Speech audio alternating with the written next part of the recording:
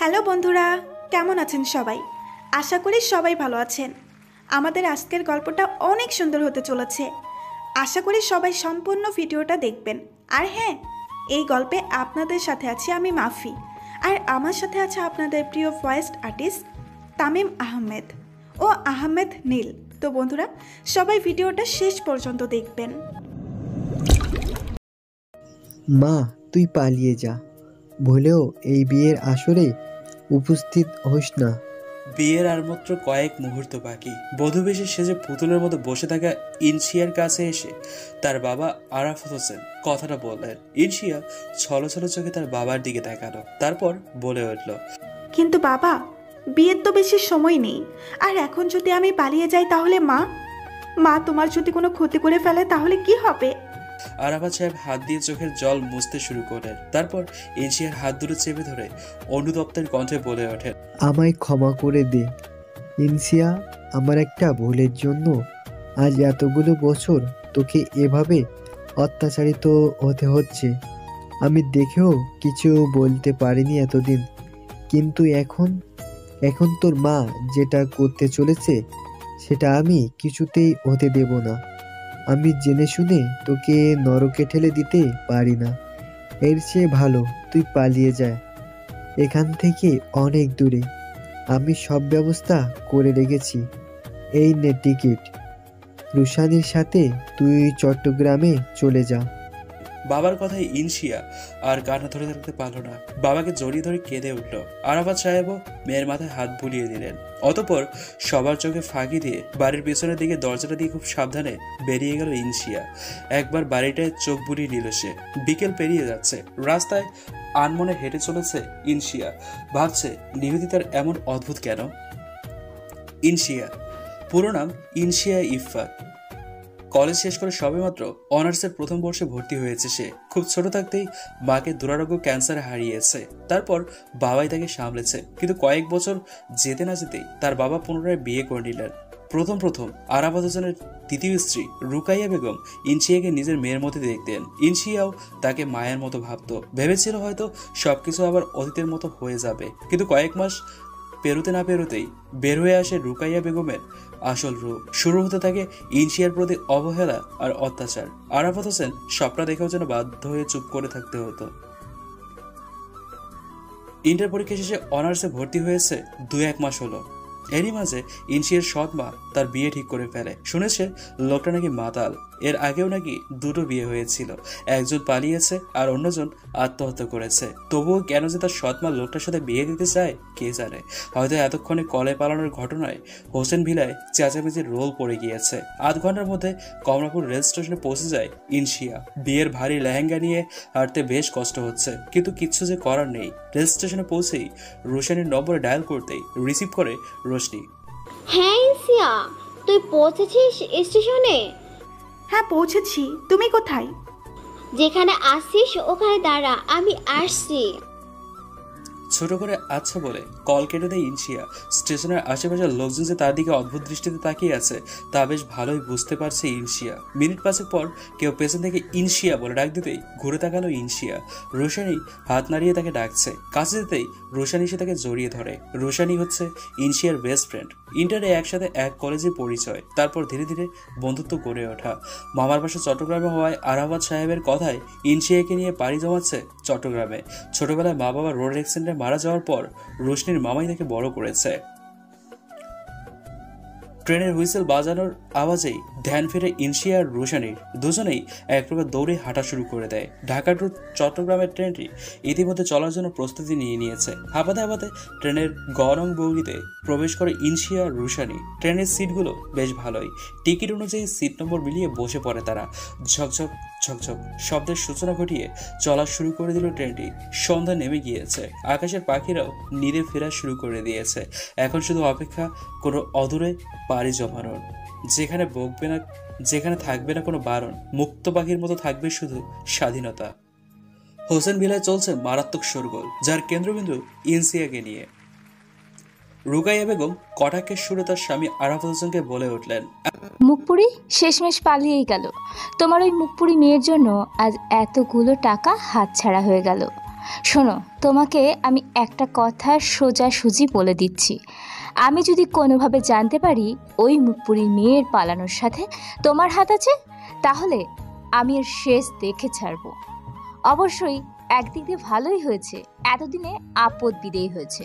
এতক্ষণ আরাফাত সাহেব তার স্ত্রীর মুখে মেয়ের নামে কটু কথা শুনছিলেন। স্ত্রী চলে যেতেই আরাফাত সাহেব দীর্ঘশ্বাস ফেললেন। তারপর ঘরের দেয়ালে টাঙানো ইনশিয়া ছবিটার দিকে তাকিয়ে বলে ওঠেন, তুই আজ থেকে মুক্ত ইনসিয়া, সেখানেই থাক, ভালো থাক।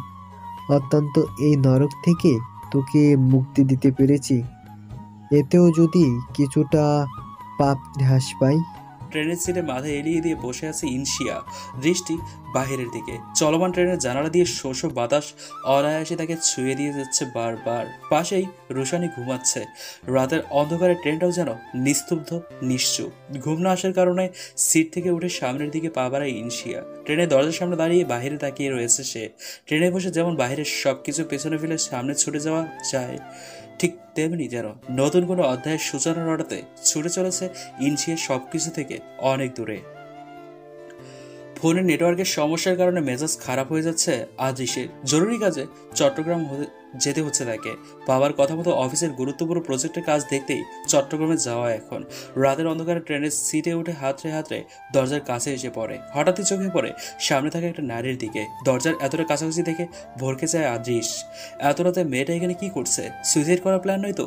এদিকে ইনশিয়া দাঁড়িয়ে দাঁড়িয়ে আনমনে কিছু একটা ভাবছে। খেয়ালে নেই কখন যে দরজার অনেকটা কাছে চলে এসছে। আদ্রিস কোনো কিছু না ভেবেই ইনশিয়ার হাত পেছন থেকে হ্যাঁচকা টান মারে। হঠাৎ করে হাতে হ্যাঁচকা টান খেয়ে টাল সামলাতে না পেরে আদ্রিসের বুকের উপরে আশ্রে পড়ে ইনশিয়া। আচমকা এমনটা হওয়ায় ভয় পেয়ে যায় ইনশিয়া। চোখ মুখ খিচে আদ্রিসের শার্টের কিছুটা অংশ খামচে ধরে। কয়েক মিনিট পার হয়ে যাওয়ার পর পিটপিট করে থাকা ইনশিয়া। কারো ভারী নিঃশ্বাস তার উপরে আশ্রে আশ্রে পড়ছে। সামনে তাকিয়ে থাকা ব্যক্তির চোখের দিকে যেন চোখ আটকে গেছে ইনশিয়ার। রাতের টিমটিমে আলোয় নীল একজোড়া চোখ স্পষ্টভাবে চেয়ে আছে তার চোখে, খুব গভীরভাবে। চোখ দুটো যেন এক সমুদ্র সমান, গভীর আর যেন রহস্যে ঘেরা। তবে কি সূচনা ঘটবে নতুন কোনো এক অধ্যায়ের? গলা খাকারি দিয়ে ওঠে আদ্রিস। ইনশিয়াও চমকে ওঠে, সোজা হয়ে দাঁড়ায়। আদ্রিস রুক্ষ কণ্ঠে ইনশিয়ার দিকে প্রশ্ন ছড়ে দেয়, ইউ ইডিয়েট মেয়ে, এত রাতে সুইসাইড করার জন্য ট্রেনিং পেয়েছিলে? আর তোমরা মেয়েরা কিছু হলেই সুইসাইড করার কথা ভাবো কি করে বলো তো? পিলে চমকে ওঠে ইনশিয়ার। সুইসাইড? তাও আবার সে? এখানে সুইসাইড করার কথা কোত্থেকে আসলো? তাই শীতল গলায় গম্ভীর হয়ে বলে উঠল, দেখুন মিস্টার, আপনি কিন্তু সবটা না জেনে উল্টাপাল্টা প্রলাপ বকছেন। আমি এখানে সুইসাইড করতে আসিনি। আদ্রিস এবার ইনশিয়ার কথা তাকে ভালোভাবে খেয়াল করলো। লাল টুকটুকে লেহেঙ্গা পরিহিতা, চোখ দুটো টানা টানা, নাকটা সরু, চোখের নিচে কাজল কিছুটা লেপটে গিয়েছে। দেখে মনে হচ্ছে বিয়ের করে। তাই আদ্রিস কিছুটা ঝুঁকে গিয়ে বলল, তাহলে বিয়ের আসর থেকে পালিয়ে এসেছো নাকি? এবার ভিতরে ভিতরে ক্ষিপ্ত হয়ে উঠেছে ইনশিয়া। লোকটার সমস্যা কি? হ্যাঁ, অযথা তাকে জেরা করার কি আছে? বেটা শয়তান কোথাকার। মনে মনে গালি দিয়েও থামল না ইনশিয়া। দাঁতের দাঁত চেপে কটাক্ষ করে জবাব দিল সে, সেই সব প্রশ্নের উত্তর আপনাকে দিতে আমি বাধ্য নই মিস্টার। কিছুটা চেঁচামেচির আওয়াজ কানে পৌঁছতেই ধরপড়িয়ে ঘুম থেকে উঠে যায় রুশানি। পাশের সিটে ইনশিয়াকে দেখতে না পেয়ে আতঙ্ক বিরাজ করে তার মাঝে। এত রাতে ইনশিয়া কোথায় যেতে পারে? আদ্রিস আর ইনশিয়ার কথা কাটাকাটির এক পর্যায়ে তারা খেয়াল করে আশেপাশের বেশ কয়েকজন মানুষই উঠে গিয়েছে আর তাদের দিকে বিরক্তিকর দৃষ্টিতে তাকিয়ে আছে। এরই মাঝে রোশানিও চলে আসে। আদ্রিস আর ইনশিয়াকে একত্রে দেখে চমকে ওঠে রোশানি। তড়িঘড়ি করে ইনশিয়ার কাছে যায় সে। তারপর ইনশিয়াকে কিছু বলার সুযোগ না দিয়ে সেখান থেকে নিয়ে আসে রোশানি। ইনশিয়া চলে যেতেই আদ্রিস বিড়বিড় করে বলে ওঠে, ইডিয়েট কোথাকার। এদিকে ইনশিয়াকে নিয়ে রুশানি আবারও নিজেদের সিটে চলে যায়। ইনশিয়া এখনো রাগে ফুঁসছে। রুশানি মজার ছলে বলে উঠল, শেষমেশ তুই কি না আদ্য জুবাইয়ের সাথে ঝগড়া বাঁধিয়ে দিলি? What a joke. দুটো ভ্রু কুঁচকে নেয় ইনশিয়া। আদ্রিস জুবাইর কে সে? তাই রুশানিকে জিজ্ঞেস করে, তুই কি করে চিনিস তাকে? আর এই আদ্রিস জুবাইরেরই বা কে?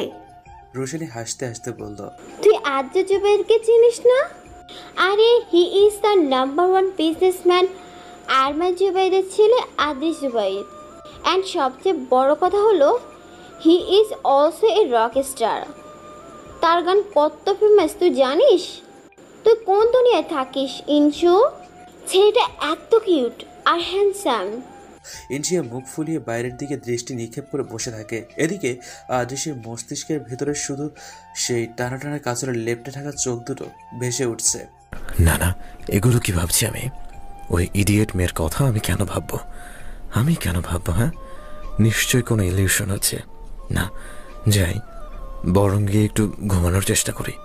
আদৃশ, পুরো নাম আদৃশ জুবায়ের, ঢাকার নামকরা বিজনেসম্যান আয়মান জুবায়েরের ছেলে একমাত্র আদৃশ জুবায়ের। উচ্চতা 5 ফুট 9 ইঞ্চি, গায়ের রং ফর্সা, তার মাঝে গাঢ় একজোড়া নীল চোখ। গ্র্যাজুয়েট কমপ্লিট করার পাশাপাশি গানটা যেন তার রন্ধ্রে রন্ধ্রে মিশে গিয়েছে। গিটারটা যে তার রাতের আধারে দুঃখ লুকানোর নিত্য সঙ্গী। তবে বাবার কথা মতো তার বিজনেসের টুকটাক বিষয়ও সে সামনে নেয়। ভোরের আলো ফুটতে শুরু করে দিয়েছে। তার কিছুক্ষণ পরই ট্রেন চট্টগ্রাম স্টেশনে গিয়ে থামবে। ইনশিয়ার চোখ থেকে ঘুম ছুটে গিয়েছে অনেক আগেই। অস্বস্তি লাগছে এই ভারী লেহেঙ্গায়। তার ভাবনার মাঝেই ট্রেনটা থেমে যায়। রুশানিও হাই দিয়ে উঠে পড়ে। ভারী ভারী দুটো লাগেজ নিয়ে ট্রেন থেকে নেমে পড়ল ইনশিয়া আর রুশানি। কাল রাত থেকে কিচ্ছু খাওয়া হয়নি দুজনের, যার কারণে দুজনের পেটেই ক্ষুধা জাগ্রত হয়ে উঠেছে। রুশানি আশেপাশে তাকিয়ে দেখলো কোনো ক্যান্টিন রয়েছে কিনা। স্টেশন থেকে কিছুটা এগিয়েই একটা ক্যান্টিন চোখে পড়ে রুশানির, তাই সে ইনশিয়াকে নিয়ে পা বাড়ায় ক্যান্টিনের উদ্দেশ্যে। এদিকে আদৃশ্য কাঁধে একটা ব্যাগ ঝুলিয়ে নেমে পড়ে ট্রেন থেকে। অন্তত 10 দিন তাকে এখানে থাকতে হবে। হাতে থাকা ঘড়ির দিকে তাকিয়ে দেখে এখন মাত্র সকাল 5:39, অর্থাৎ এখনো ভোর কাটেনি। এত সকালে তো কোনো ক্যাবও পাওয়া যাবে না। আদৃশ্যের চাপা সরে ড্যাম ইট বলে উঠল। আদৃশ্যের একটা জিনিসই সবচেয়ে বেশি প্রভাব ফেলে তার উপর, আর সেটা হলো অল্পতে রেগে যাওয়া। তাই আদৃশ ব্যাগটা নিয়ে হাঁটা ধরলো সামনের দিকে। কিছুটা সামনে যেতেই চোখ পড়ে ক্যান্টিনের দিকে। ভাবে খাবারের জন্য কিছু নিয়ে নেওয়া যাবে। জুবায়ের ম্যানশন হলরুমে নিউজ পেপারের দিকে গম্ভীর দৃষ্টিতে তাকিয়ে রয়েছেন আয়মান সাহেব। কপালে চিন্তার ভাঁজ।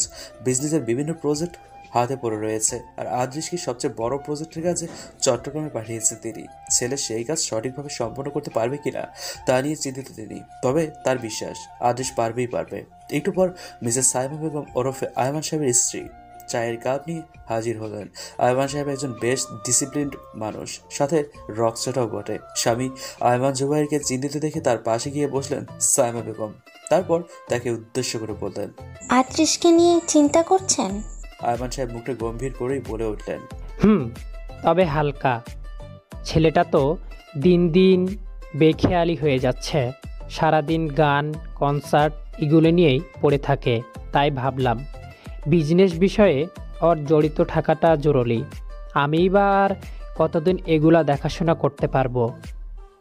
কত সময় পর তো ওকেই এইসব সামলাতে হবে, তাই না? সাইমা বেগম প্রত্যুত্তরে শুধু ছোট করে বললেন, আর একটা দীর্ঘশ্বাস ফেলেন। টেবিলের ওপর মুখ গুজে দিয়ে বসে আছে ইনশিয়া। তার ঠিক সামনেই বসে রুটি চিবুচ্ছে রুশানি। ইনশিয়াও হালকা কিছু খেয়ে নিয়েছে। খাওয়া দাওয়ার পর্ব শেষ হলে রুশানি বলে ওঠে, তুই এখানে বসে থাক, আমি দোকানে বিল চুকিয়ে দিয়ে আসি। ইনশিয়া মাথা নেড়ে হ্যাঁ বোঝাতেই রুশানি চলে যায়। এদিকে আদেশের মাথায় ঝিমঝিম করছে ব্যথায়। হুটহাট মাথায় ব্যথা ওঠে। তাই 1 কাপ ব্ল্যাক কফি নিয়েছে ক্যান্টিন থেকে। এই কফিটাই তার ব্যথা প্রশমিত করার একমাত্র উপায়।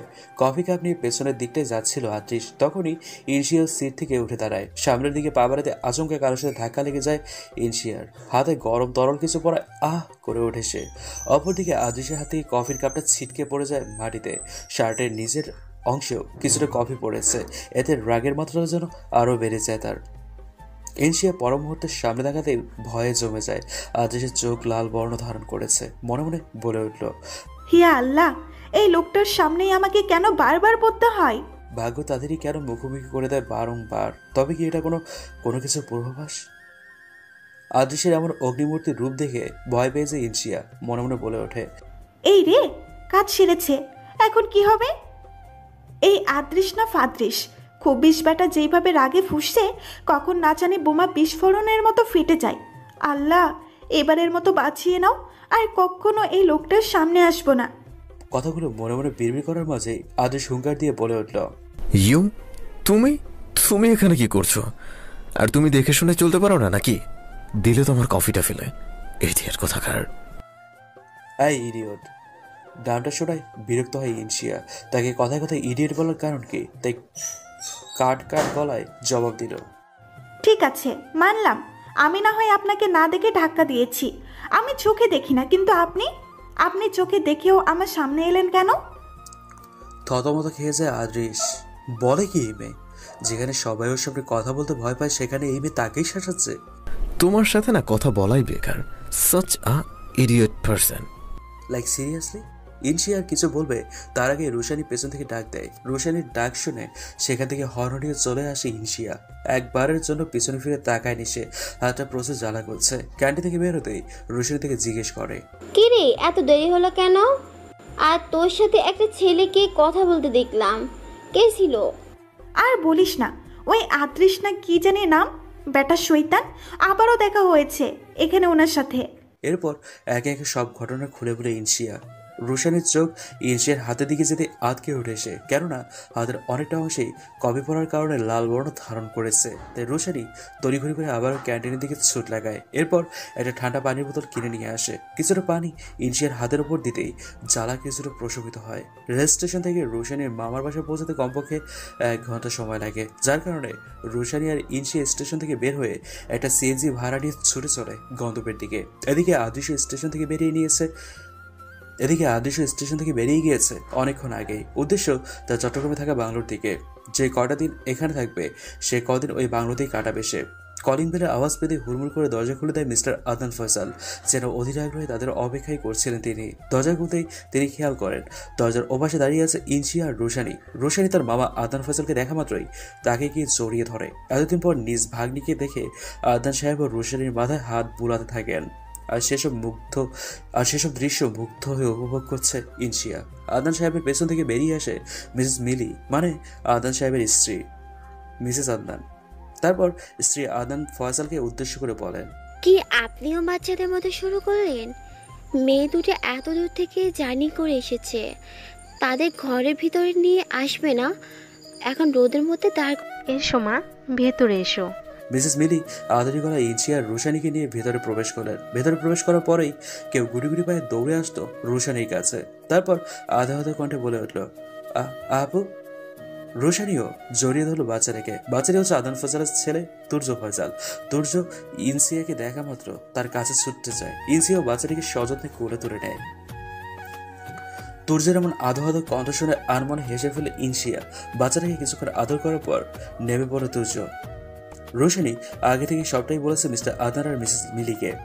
মিসেস মিলি ইনশিয়া আর রোশানিকে উদ্দেশ্য করে বলে উঠলেন, বেলা হয়ে যাচ্ছে আর তোমরা অনেক ক্লান্ত বটে।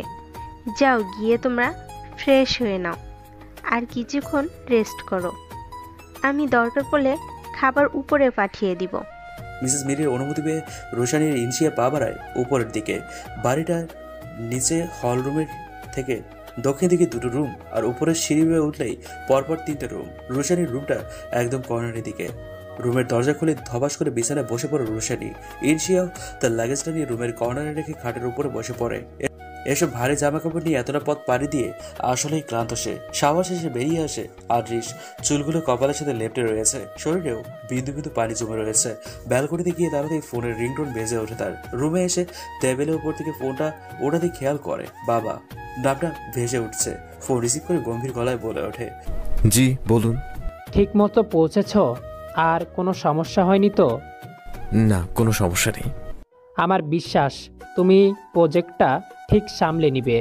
বাবার কথায় আদৃশ শুরু করে বলে কলটা কেটে দেয়। তারপর বাইরের আকাশের দিকে এক দৃষ্টিতে তাকিয়ে থাকে সে। ভাবে জীবনটা এমন অদ্ভুত কেন। রোশানির মামার বাসাটা একদম নীরব জায়গায় অবস্থিত, কোনো কোলাহল নেই।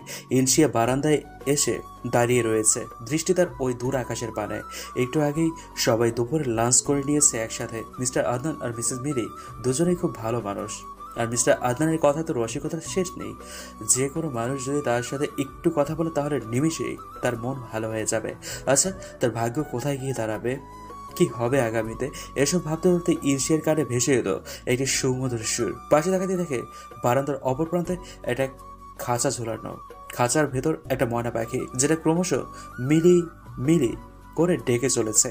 সে গিয়ে খাঁচাটার সামনে দাঁড়ায়, তারপর কয়েকবার ময়না বলে ডাক দেয়। ভেবেছিল পাখিটা কিছু বলবে না, কিন্তু তাকে আশ্চর্য করে দিয়ে ময়না পাখিটাও পুনরায় ময়না ময়না বলতে লাগলো, যা দেখে ইনশিয়ার মন আপনা আপনি ভালো হয়ে যায়। আকাশের পশ্চিম প্রান্তে লাল আবহাওয়ার ছায়া ছড়িয়ে রয়েছে। সূর্যটাও একটু পর অস্ত যাবে, নেমে আসবে সন্ধ্যা। এখন গধূলির সময়। কফি মগ হাতে নিয়ে দাঁড়িয়ে আছে আদৃশ। প্রজেক্টের কাজ আগামীকাল থেকে শুরু হবে। আপাতত একদম ফ্রি সে, গান ধরলে বন্ধ হয় না। সেল থেকে গিটারটা বের করে নিল আদৃশ। গিটারটা এখানে রাখা ছিল, অবশ্য গতবার যখন এসেছিল তখন রেখে গিয়েছিল সে। হঠাৎ গান ধরা যে তার অভ্যাসে পরিণত হয়েছে। কিন্তু এই গান নিয়ে যত বারণ হলো মিস্টার আদনান জুবাইরের, কিন্তু কেন সেটা বুঝে উঠতে পারে না আদৃশ। গিটারের টুংটাং শব্দের সূচনা ঘটে, সুর ভেসে ওঠে। जब जब तेरे पास मैं आया एक सुकून मिला,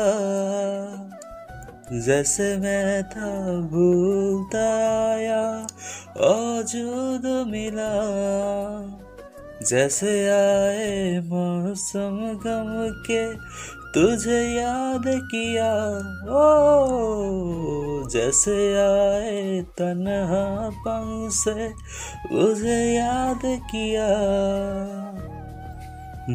दिल संभल जा जरा फिर मोहब्बत करने चला हो तू, दिल यही रुक जा जरा फिर मोहब्बत करने चला है तू दिल। পুরোটা নিজ দায়িত্বে শুনে নেবেন। দুজনে দু প্রান্তে হবে কি দেখা তাদের আবারও। সকালের আলো ফুটতে ঘুম ভেঙে যায় ইনশিয়ার।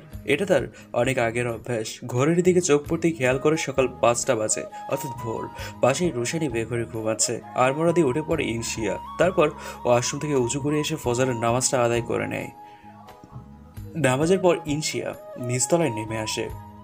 মিসেস মিলি রান্নাঘরে সবেমাত্র এসেছিলেন।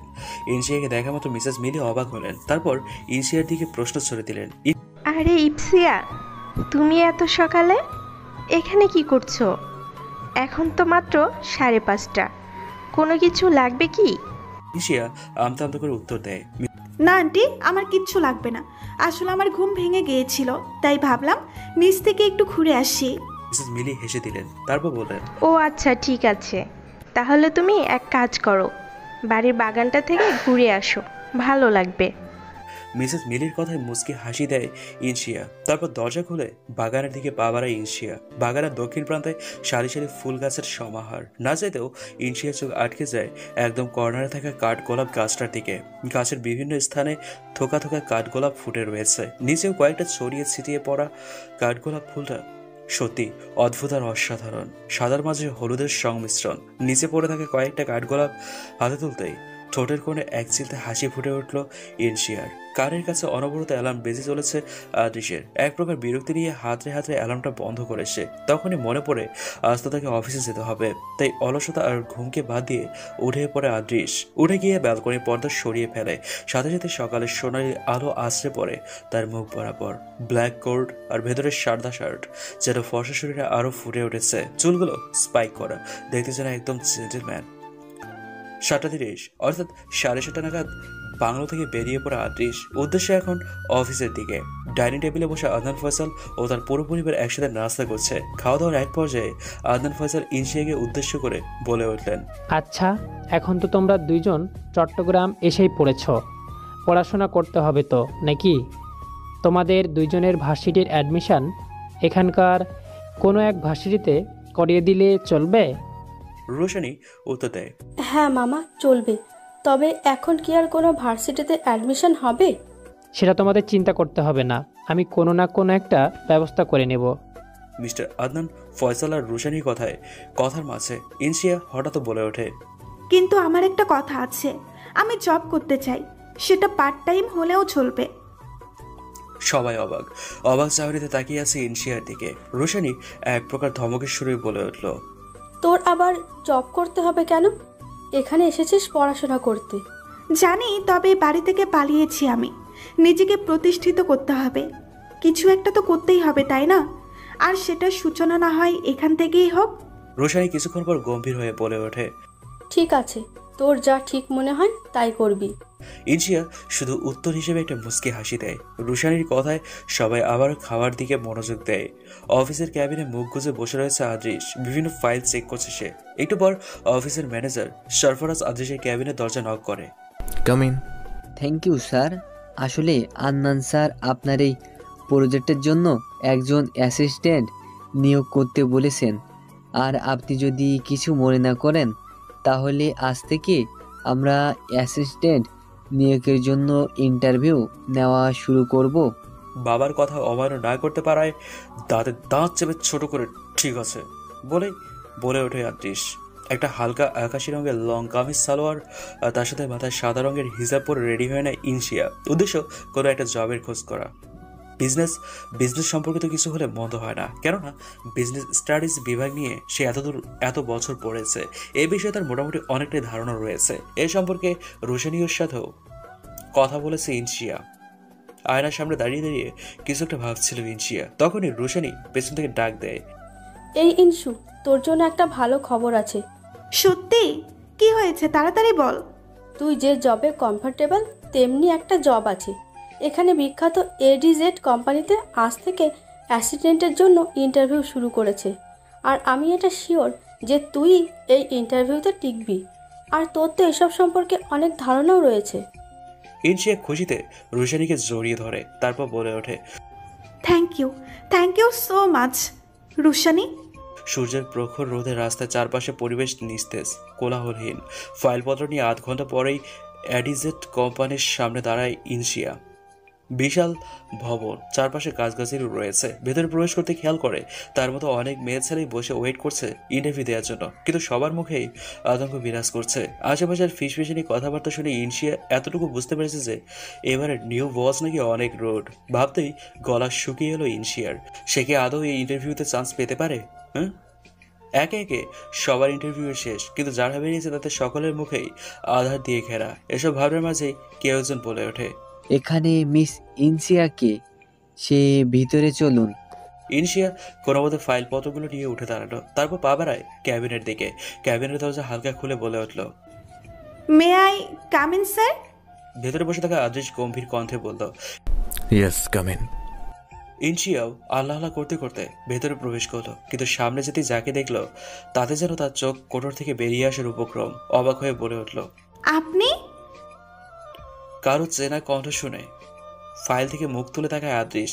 সামনে ইনশিয়াকে আবারও দেখে সেও অবাক হয়ে যায়। এক প্রকার চিল্লিয়ে বলে ওঠে, তুমি এখানে কি করছো? দুজনের এই দুষ্টু বৃষ্টি ঝগড়া থেকে কবে সূচনা ঘটবে প্রেমের? কবে ঘটবে সূচনা? ইনশিয়াকে এখানে আশা করেনি আদ্রিস, তাই অনেকটাই অবাক হয় সে। এই ইরিটেটিং মেয়েটাই তার সামনে পরে কেন বারবার? রুক্ষ স্বরে বলে ওঠে, তুমি এখানে কি করছো ইডিয়েট? দাঁতে দাঁত চেপে ইনশিয়া তার ফাইলপত্রগুলো এগিয়ে দেয় আদ্রিসের দিকে, তারপর বলে ওঠে, অফিসে মানুষ কি করে? নিশ্চয়ই কাজ করে। আর আমিও সেটার জন্য ইন্টারভিউ দিতে এসেছি। আদ্রিস ইনশিয়ার হাত থেকে ফাইলগুলো নিলেও তা পুরোটা না দেখে ফট করে বলে দিল, sorry, you are disqualified miss idiot. এবার ইনশিয়া তেতে উঠল, রাগান্বিত কণ্ঠস্বরে আদ্রিসকে বলে উঠল, এটা কোন ধরনের কাজ? আপনি আমার পুরো ফাইল না দেখেই আমাকে না করে দিচ্ছেন। আর সেকেন্ড কথা, আমার নাম ইনসিয়া ইফাত, কোনো ইডিয়েট নয়। না থেমে এক নিঃশ্বাসে বলে ফেললো কথাগুলো ইনশিয়া। এদিকে আদ্রিস রাগে তার হাতগুলো মুঠো করে ফেলেছে। তার সামনে দাঁড়িয়ে তাকে অপমান করা হচ্ছে না, এটা মেনে নিতে পারছে না সে। ইনশিয়া কথাগুলো বলেই উল্টো দিকে ঘুরে পা বাড়ায়, ভাবে হয়তো এ জবটা তার হবে না। আদ্রিস কিছু একটা ভেবে বলে ওঠে, স্টপ মিস ইনসিয়া, আপনি এই জবটা পেয়ে যাবেন। ইনশিয়া থমকে দাঁড়ায়, সে যেন বিশ্বাস করতে পারছে না, সাথে কিছুটা খটকাও লাগে, কেননা একটু আগে আদেশ থেকে সাপ মানা করে দিয়েছে। এখন হঠাৎ আবার এসব কথা তার ভাবনার মাঝে সেট পড়লো আদেশের কথায়। আমার অ্যাসিস্ট্যান্ট হতে হলে কিছু রুলস ফলো করতে হবে। প্রথমত, আমি যা অর্ডার করবো তাই করতে হবে, কোনো অর্ডার অমান্য করা যাবে না। সেকেন্ডলি, আমার সাথে থাকতে হবে সব সময়, কাজে কোনো প্রকার অলসতা করা যাবে না। Are you agree with all this condition miss Insia? মনে মনে হাজারটা গালি দিলেও মুখে কিছু প্রকাশ করলো না ইনশিয়া। জবটা যে তার ভীষণ প্রয়োজন, তাই নিজের রাগকে সামলে বলে ওঠে, ইয়েস স্যার, আমি রাজি। আদেশ বাঁকা হেসে বলে ওঠে, that's like a good girl. তো এখন থেকে কাজে লেগে পড়ো মিস ইনসিয়া। তবে তার মনের ভেতর চলছে যে অন্য কিছু। আদৃশ মনে মনে বলে, মিস এডিয়েট, আমাকে কথা শোনালো তাই না? এবার দেখো কত ধানে কত চাল। এদিকে ইনশিয়া ফাইলপত্রগুলো সাইডে রেখে বিড়বিড় করে চলেছে। ব্যাটা খবিস কোথাকার, ইগো কত লোকটার, এলিয়েন একটা। ইনশিয়াকে বিড়বিড় করতে দেখে আদৃশ গলা খাকারি দেয়। তারপর ইনশিয়াকে উদ্দেশ্য করে বলে ওঠে, মিস ইনসিয়া, আমার জন্য এক কাপ কফি নিয়ে আসুন। পিলে চমকে ওঠে ইনশিয়ার। মানে কি, এখন কি এই আদৃশ খবিশকে আবার কফি খাওয়াতে হবে? হ্যাঁ, কিন্তু কেন? ইনশিয়াকে আনমনা হয়ে থাকতে দেখে আদৃশ ভ্রু কুঁচকে ফেলে। এই মেয়ে কিছুক্ষণ পর পর কোথায় হারিয়ে যায়। আসলে একটা ইডিয়েট। এভাবে দাঁড়িয়ে আছো কেন? শুনতে পাওনি? তুমি আমার অ্যাসিস্ট্যান্ট, সো রুলস অনুযায়ী তোমাকে আমার দেওয়া প্রতিটা অর্ডার পালন করতে হবে। তাই এখন যাও, গিয়ে ঝটপট আমার জন্য এক কাপ কফি নিয়ে আসো। ইনশিয়া মুখ ফুলিয়ে চলে আসে ক্যাবিন থেকে। তারপর কফি নিয়ে আদৃশের কাছে যায়। আদৃশ ল্যাপটপে কাজ করছিল। তখনই ইনশিয়া কফির কাপ আদৃশের সামনে এগিয়ে দেয়। স্যার, আপনার কফি। আদৃশ কফির কাপটা টেবিলে রেখে ইনশিয়ার হাতে এক গাদা ফাইল ধরিয়ে দেয়। তারপর বলে ওঠে, এগুলো ভালো মতো চেক করবে, তারপর ফাইলগুলো স্টাফদের কাছে পৌঁছে দিবে। আর মাইন্ড ইট, কাজে যাতে কোনো প্রকার ভুল না হয়। ইনশিয়া আদৃশের কথা শুনে মুখ বাঁকিয়ে ক্যাবিন থেকে বেরিয়ে যায়, যেটা দেখে আদৃশ মুচকি হেসে কফির কাপে চুমুক দেয়। সন্ধ্যা নেমে গিয়েছে অনেক আগেই। পাখিদের নিরে ফেরা হয়ে গিয়েছে। চট্টগ্রামের রাস্তার চারপাশে শুধু সোডিয়াম বাতির আলো। গুটি কয়েক লোকের ভিড়ে ইনশিও ক্লান্ত শরীরে হাঁটছে রাস্তা দিয়ে। আজ সারাদিনের খাটাখাটুনি করে বেশ হাঁপিয়ে উঠেছে সে। অবশ্য এটাও বুঝতে পেরেছে যে আদেশ ইচ্ছে করে তার সাথে এমনটা করছে। বাসায় এসে কলিং বেল চাপ দিতেই দরজা খুলে দিল মিসেস মিলি। ইনশিয়ার ক্লান্ত মুখখানি দেখে মিসেস মিলি বলে উঠল, আরে ইনশিয়া, আসো ভেতরে, আসো ভেতরে এসো, বসো, আমি পানি আনছি। আরে আন্টি, আপনারা তো কষ্ট করতে হবে না, আমি নিজে নিয়ে নিবনি। হয়েছে, বেশি বুঝতে হবে না, তুমি বরং পানি খেয়ে উপরে চলে যাও, গিয়ে রেস্ট নাও, ক্লান্ত লাগছে তোমাকে। ইনশিয়া মিসেস মিলির কথায় উপরে গুটি পায়ে উঠে চলে গেল। রুমের দরজাটা খুলতেই খেয়াল করে রোশানি বারান্দায় দাঁড়িয়ে রয়েছে, হয়তো ফোনে কারোর সাথে কথা বলছে। ব্যাগটা পাশে রেখে খাটের উপর শরীরটা এলিয়ে দেয় ইনশিয়া। বারান্দা থেকে রুমে ঢুকে ইনশিয়াকে দেখতেই তার কাছে যায় রোশানি। তারপর ইনশিয়ার হাত ধরে বলে ওঠে, এই নুস, কি হয়েছে? তুই ঠিক আছিস? ইনশিয়ার চোখ লেগে এসেছিল। পিটপিট করে তাকিয়ে বলে উঠল সে, আমার আবার কি হবে, একটু ঘুম পাচ্ছিল তাই। ধুস সেমরি, ভয় পাওয়াই দিছিলি। যা ফ্রেশ হয়ে আয়, তারপর ডিনার করে ঘুমা। ইনশিয়া বিরক্তি নিয়ে উঠে পড়ে। তারপর ঢুলো ঢুলো চোখে ওয়াশরুমের দিকে পা বাড়ায়। ডিনার শেষে বিছানায় হেলান দিয়ে বসে আছে ইনশিয়া। মিসেস মিলি জোর করে উপরে রোশানি আর ইনশিয়ার জন্য ডিনার পাঠিয়ে দিয়েছিলেন। হঠাৎ ইনশিয়া রোশানিকে জিজ্ঞেস করে, ওই সময় বেলকনিতে দাঁড়িয়ে দাঁড়িয়ে কার সাথে কথা বলছিলি? রোশানি চমকে ওঠে। ইনশিয়াকে এখন কি বলবে সে? রোশানিকে অন্যমনস্ক থাকতে দেখে ইনশিয়া আবারও বলে, কি রে, কোথায় হারিয়ে গেলি বল? রোশানি মুখটা শুকনো করে আমতা আমতা করে বলল, আঙ্কেলের সাথে। ইনশিয়া থমকে যায়। রোশানির সাথে আরাবাদ সাহেবের কথা হয় এটা মোটেও জানতো না সে। অনেক দিন হয়ে গিয়েছে বাবার সাথে কথা হয় না। সে কেমন আছে? চলো চলো চোখে রোশানির দিকে তাকায় ইনশিয়া। তা দেখে রোশানি তড়িঘড়ি করে উঠে তার কাছে যায়। তারপর বলে ওঠে, আরে পাগলি, কাঁদছিস কেন? বোকা মেয়ে, আঙ্কেল ভালো আছে। তোর কথা জিজ্ঞাসা করার জন্য ফোন দিয়েছিল, আর আমাকে বারণ করেছে যাতে আমি তোকে না বলি। ইনশিয়া কিচ্ছু বলে না। রোশানিকে জড়িয়ে ধরে চোখের অশ্রু বিসর্জন দিতে থাকে। তার জীবনের গল্পটা তো এমন না হলেও পারত। ইনশিয়ার মন ডাইভার্ট করার জন্য রোশানি বলে ওঠে, ভালো কথা, তোর ইন্টারভিউয়ের কি হলো? কনফার্ম হয়েছে জবটা? ইনশিয়া মাথা নাড়িয়ে হ্যাঁ বোঝাতেই রোশানি খুশি হয়ে যায়। তারপর বলে ওঠে, দেখছিস, বলেছিলাম না তোর জবটা কনফার্ম হবে। দেখতে তো হবে কার বেস্টি। বাই দ্য ওয়ে, তোর অফিসের বস কে রে? হ্যান্ডসাম নাকি? আবার প্রেমে টেমে পড়েছিস নাকি? ধুর, প্রেম তাও আমি আবার ওই খবিশ বেটার সাথে? ইম্পসিবল, আজ তো এলিয়েন একটা। রোশানি অট্টহাসিতে ফেটে পড়ে। তারপর বলে ওঠে, কেন, কি হয়েছে? কে আবার কি দোষ করলো? আর মনে হচ্ছে তুই খুব পরিচিত লোকটার সাথে। অবশ্যই, কারণ আমার বস আর কেউই নয়, Adrish Zubair, the most arrogant alien. রোশানির মুখে আপনা আপনি হা হয়ে যায়। এই দুজনের মাঝে খুনসুটি ঝগড়া আদৌ থামবে কি? ছাদের অপর প্রান্তে থাকা দোলাটা বসে রয়েছে আদৃশ। ছাদের উত্তর প্রান্তে থাকা দোলনাটায় বসে রয়েছে আদ্রিস। রাতের আকাশটায় টিপটিপে আলোতে ছাদটাও হালকা আলোকিত রয়েছে। একটু আগেই ডিনার করেছে সে। মায়ের ফোন আসায় কথা বলতে বলতে ছাদে চলে আসে। তারপর কথা শেষে বসে পড়ে দোলনায়, চোখ যে তার নির্ঘুম। কিছুক্ষণ পর চোখ দুটো বন্ধ করে নেয় আদ্রিস। সাথে সাথে ট্রেনের আধারে কাজলের লেপটে থাকে ইনশিয়ার চোখ দুটো ভেসে ওঠে তার চোখে। ধরপড়ির চোখ ফিরে তাকালো আদ্রিস। কি হচ্ছে এসব তার সাথে? কেনই বা বারংবার না চাওয়া সত্ত্বেও ভেসে ওঠে সেই মায়াবী চোখ দুটো? রাত প্রায় 3টা বাজে। ঘুমের মধ্যেই ধরপড়িয়ে লাফিয়ে ওঠে ইনসিয়া। গলা শুকিয়ে গেছে, এত বাতাসের মাঝেও যেন ঘেমে একাকার হয়ে গেছে সে। হঠাৎ এমন একটা দুঃস্বপ্ন দেখে ভয় পেয়ে যায় ইনসিয়া। অস্পষ্ট স্বরে শুধু বলে ওঠে, বাবা।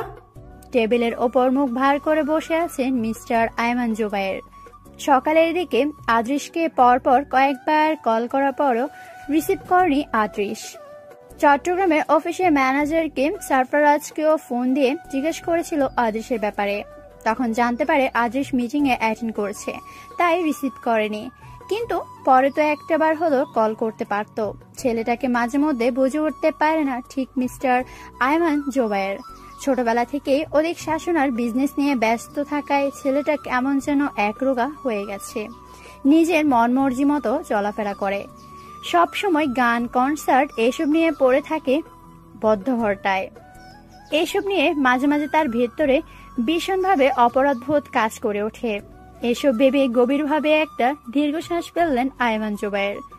মিটিং শেষ করে বের হতে আদ্রিস ইনসিয়াকে ডাক দিল। মিস ইনসিয়া, তোমার সাথে আমার কথা আছে। ইয়েস স্যার, বলুন। আমাকে আগামী মিটিংগুলো আপডেট করে দিয়ে দিবে। আর আগামী 2 ঘন্টার জন্য আমি অফিস থেকে একটু বাইরে যাচ্ছি, সো নেক্সট মিটিংয়ে তুমি প্রেজেন্টেশন করবে। আদ্রিসের কথা শুনে যেন বাজ পড়ল ইনসিয়ার মাথায়। মনে মনে বলে ওঠে, আরে লোকটা বলে কি প্রেজেন্টেশন? আর আমি কিভাবে কি?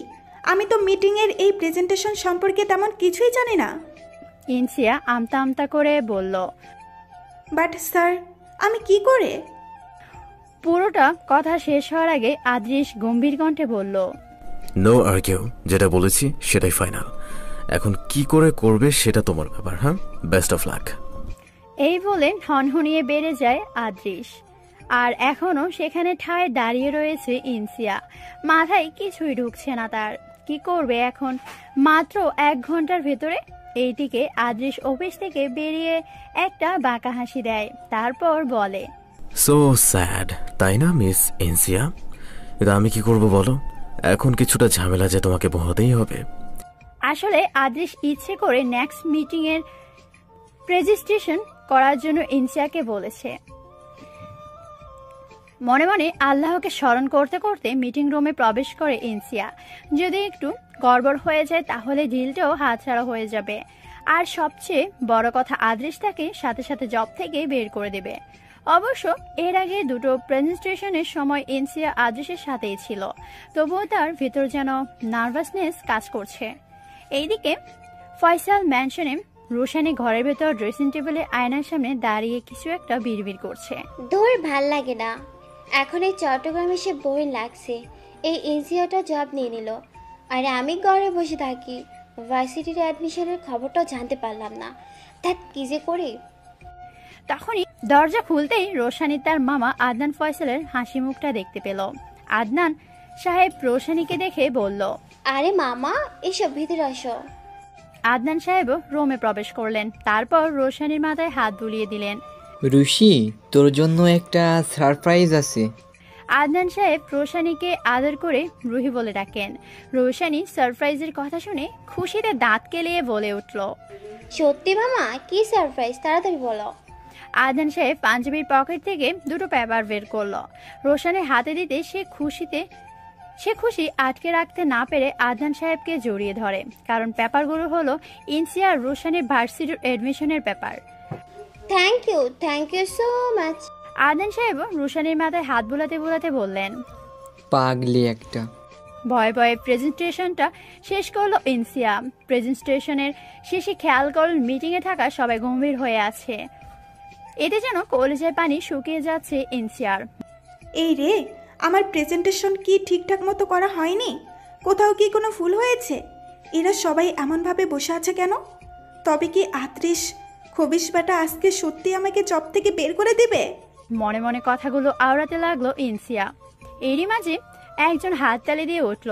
এরপর একে একে সবাই দাঁড়িয়ে হাততালি দিতে থাকলো। এফজিএস কোম্পানির মালিক মিস্টার রায়হান চৌধুরী বলে উঠলেন, কংগ্রাচুলেশন মিস ইনসিয়া, আমাদের প্রজেক্টটা খুবই ভালো লেগেছে আর আমরা এই ডিলটাও ফাইনাল করছি। যেন হাঁপ ছেড়ে বাঁচল ইনসিয়া। একে একে সবাই মিটিং রুম থেকে বের হয়ে যেতে থাকে। ইনসিয়াও বের হবে। ঠিক ওই সময় আদ্রিস এসে হাজির হয়। আদ্রিস ইনসিয়াকে দেখে তাকে উদ্দেশ্য করে বলল, কংগ্রাচুলেশন মিস ইনসিয়া, যাক তাহলে প্রজেক্টেশনটা ঠিকঠাক মতোই কমপ্লিট করেছো, নট ব্যাড। সন্ধ্যার দিকে অফিস থেকে বের হওয়ার পথে হুট করেই বৃষ্টি নামে। সবেমাত্র ইনসিয়া বের হয়েছিল অফিস থেকে, ঠিক তখনই ঝুম বৃষ্টি নামে। এখন কি করবে সে? বৃষ্টির মাঝে কোনো গাড়িও পাওয়া যায় না। বেশি রাত হয়ে গেলে বাসায় যেতে সমস্যা হবে। আদ্রিসও ফোনে কথা বলতে বলতে বের হচ্ছিল। বাইরে বৃষ্টি দেখে তাড়াতাড়ি গাড়ির কাছে চলে গেল। কল কেটে পাশে তাকাতেই খেয়াল করলো ইনসিয়া অসহায় দৃষ্টিতে বৃষ্টির দিকে তাকিয়ে আছে। কিছু একটা ভেবে আদ্রিস পা বাড়ায় ইনসিয়ার দিকে। এইদিকে ইনসিয়া আধ ঘন্টা যাবৎ দাঁড়িয়ে রয়েছে। বৃষ্টি থামার কোনো নামই নেই। সাথে তো গাড়ি বা রিক্সাও পাওয়া যাচ্ছে না। তুমি চাইলে এখানে না দাঁড়িয়ে থেকে আমি তোমাকে বাসায় ড্রপ করে দিতে পারি। মনে তো হয় না এই বৃষ্টি সহজে থামবে, আর অত দেরি করে থাকলে অনেকটা রাতও হয়ে যাবে, যেটা তোমার জন্য পরে সেফ হবে না। সো তুমি চাইলে আমি তোমায় বাসায় ড্রপ করে দিয়ে আসতে পারি। হঠাৎ কানের পেছন থেকে কারো আওয়াজ আসতেই পিছে চমকে উঠল ইনসিয়া। পিছনে আদ্রিসকে দেখে স্বস্তির নিঃশ্বাস ফেলে সে। কিন্তু গাড়িতে যাওয়ার কথা শুনে মনে মনে খুশি হয়, আবার এটাও ভাবে যে এভাবে অজানা একটা মানুষের সাথে যাওয়াটা কি উচিত হবে। তাছাড়া এটাও ঠিক, বেশ রাত হয়ে গেলে অসুবিধাও হতে পারে। তাই আদ্রিসকে বলল, ঠিক আছে চলুন। ইনসিয়ার কথায় দুজনে গিয়ে গাড়ির ফ্রন্ট সিটে বসে পড়ে। বাইরে বৃষ্টি গাড়ির জানালার গ্লাস বেয়ে পড়ছে। পাশে বসেই ইনসিয়া মনে মনে বলে, না, লোকটাকে যতটা অ্যারোগেন্ট আর খারাপ ভেবেছিলাম, লোকটা অত খারাপ না। তবে মাঝে মধ্যে যেমনটা করে তাতে এলিয়েনের চেয়ে কম বলা চলে না। হঠাৎ গাড়ি বের কষতে হুঁশ ফিরে ইনসিয়ার। ব্রকুশকে আদ্রিসের দিকে তাকাতে আদ্রিস বলে ওঠে, নামো। জিজ্ঞাসা সূচু দৃষ্টিতে আদ্রিসের দিকে তাকাতেই আদ্রিস আবারও বলে, আরে তোমার বাড়িতে এসে পড়েছি তাই নামতে বলেছি, ইডিয়েট। সাথে কি আর ইডিয়েট বলি? নিজের কাজে নিজেই লজ্জা পায় ইনসিয়া। ইস, লোকটা কি ভাববে। গাড়ি থেকে ব্যাগ নিয়ে নেমে পড়ে ইনসিয়া। কিছুটা পা বাড়িয়েও আবার ফিরে পেছনে তাকায় সে। তারপর আদ্রিসকে উদ্দেশ্য করে বলে, থ্যাংক ইউ সো মাচ। আদ্রিসও মুচকি হেসে পুনরায় গাড়ি স্টার্ট দেয় আর ইনসিয়াও ঘুরে বাসার দিকে পা বাড়ায়। বাসায় পৌঁছে ফ্রেশ হয়ে নেই ইনসিয়া। ওয়াশরুম থেকে বের হয়ে তোয়ালেটা বারান্দায় ছড়িয়ে দেয়। তারপর আবার রুমে চলে আসে। তখনই পেছন থেকে রোশানি ইনসিয়ার চোখ জোড়া হাত দিয়ে বন্ধ করে ফেলল। হঠাৎ করে কেউ চোখে হাত দেয় কিঞ্চিত ভয় পেয়ে যায় ইনসিয়া, কিন্তু পর মুহূর্তে বুঝতে পারে যে ওটা রোশানি। কেননা রোশানি প্রায়শই এমনটা করে থাকে। সেটা বুঝতে পেরে রোশানি বলে ওঠে, আরে কি করছিস রুশানি? ছাড় আমার চোখ। কি হয়েছে বলবি তো? উফ, চোখ ছাড়া যাবে না তো। তুই তোর হাত সামনে আন, একটা জিনিস দেওয়ার আছে, হাত দে। আচ্ছা ঠিক আছে রে বইন, আমি হাত দিচ্ছি, তুই চোখ ছাড়। ইনসিয়ার কথায় রোশানি অ্যাডমিশনের পেপার ইনসিয়ার হাতে দেয় আর চোখ থেকে হাত সরিয়ে নেয়। হাত সরাতে পিটপিট করে তাকায় ইনসিয়া, তার হাতের দিকে তাকায়। তারপর পেপারগুলো ভালো করে পড়ে নেয় সে। অ্যাডমিশনের পেপারগুলো দেখে ইনসিয়ার খুশি দেখে কে, সে তো এক প্রকার লাফালাফি শুরু করে দিয়েছে। মনে মনে ধন্যবাদ জানায় তার বাবা আর রোশানিকে, কেননা তারা ইনসিয়ার পাশে না থাকলে তার ভাগ্যের পরিহাস হয়তো অত্যন্ত নির্মম হতো। দেখতে দেখতে আরও 4 দিন চলে গিয়েছে। ইনসিয়া রোজ অফিসে যায়। আদেশের সাথে তার বন্ডিংটা আগের চেয়ে ভালো হয়েছে, তবে মাঝে মধ্যে ছোটোখাটো বিষয় নিয়েও ঝগড়া লেগে যায়। আদেশে তার বাবা আয়মান জুবাইরের কথা মতো প্রজেক্টের কাজ করে যাচ্ছে, আর কাজটাও প্রায় শেষের দিকে। তারপর আদেশকে আবার ঢাকায় ফিরে যেতে হবে। ফিরে যাওয়া কথাটা মনে পড়লেই কেমন যেন শূন্যতা অনুভব হয় তার ভেতর। কেন হয় তা ঠিক বুঝে উঠতে পারে না আদ্রিস। কয়েকদিনে এই জায়গাটার সাথে জুড়ে গিয়েছে, নাকি এর মাঝেও রয়েছে অন্য কোনো কারণ। কফি শপে মুখোমুখি বসে রয়েছে ইনশিয়া আর আদৃশ। ইনশিয়া কোনো একটা বিষয় নিয়ে বকবক করে চলেছে, আর অন্যদিকে আদৃশের মস্তিষ্কের ভিতরে চলছে এসব ভাবনা। হুট করে আদৃশ একটা কথা জিজ্ঞেস করে বসে ইনশিয়াকে, তুমি বিয়ের রাতে পালিয়েছিল কেন ইনশিয়া? হাসি মুখটা নিমেষে বন্ধ হয়ে যায় ইনশিয়ার। নেমে আসে মুখের উপর গভীর অন্ধকার। আদেশের দিকে এক পলক তাকালো ইনশিয়া।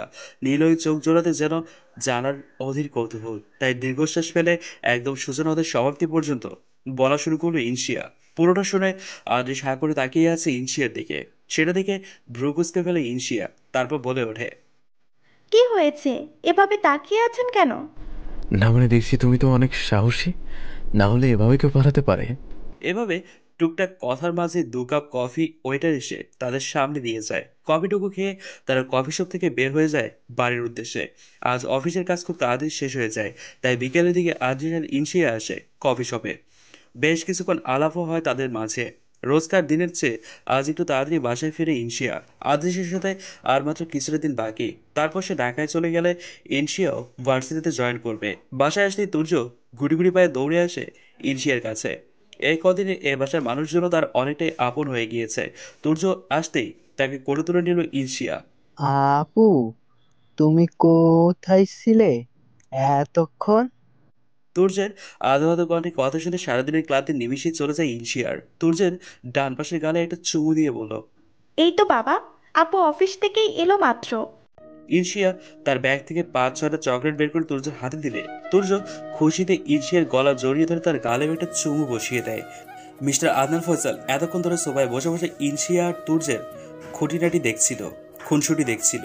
তুর্য চকলেটগুলো পেয়ে তার রুমের দিকে অগ্রসর হলো, আর মিস্টার আদনান হেসে ইনশিয়াকে উদ্দেশ্য করে বলেন, এভাবে যে তুমি রোজ রোজ এর জন্য এতগুলা করে চকলেট এনে দাও, এতে তো পরে তুর্যের অভ্যাস খারাপ হয়ে যাবে।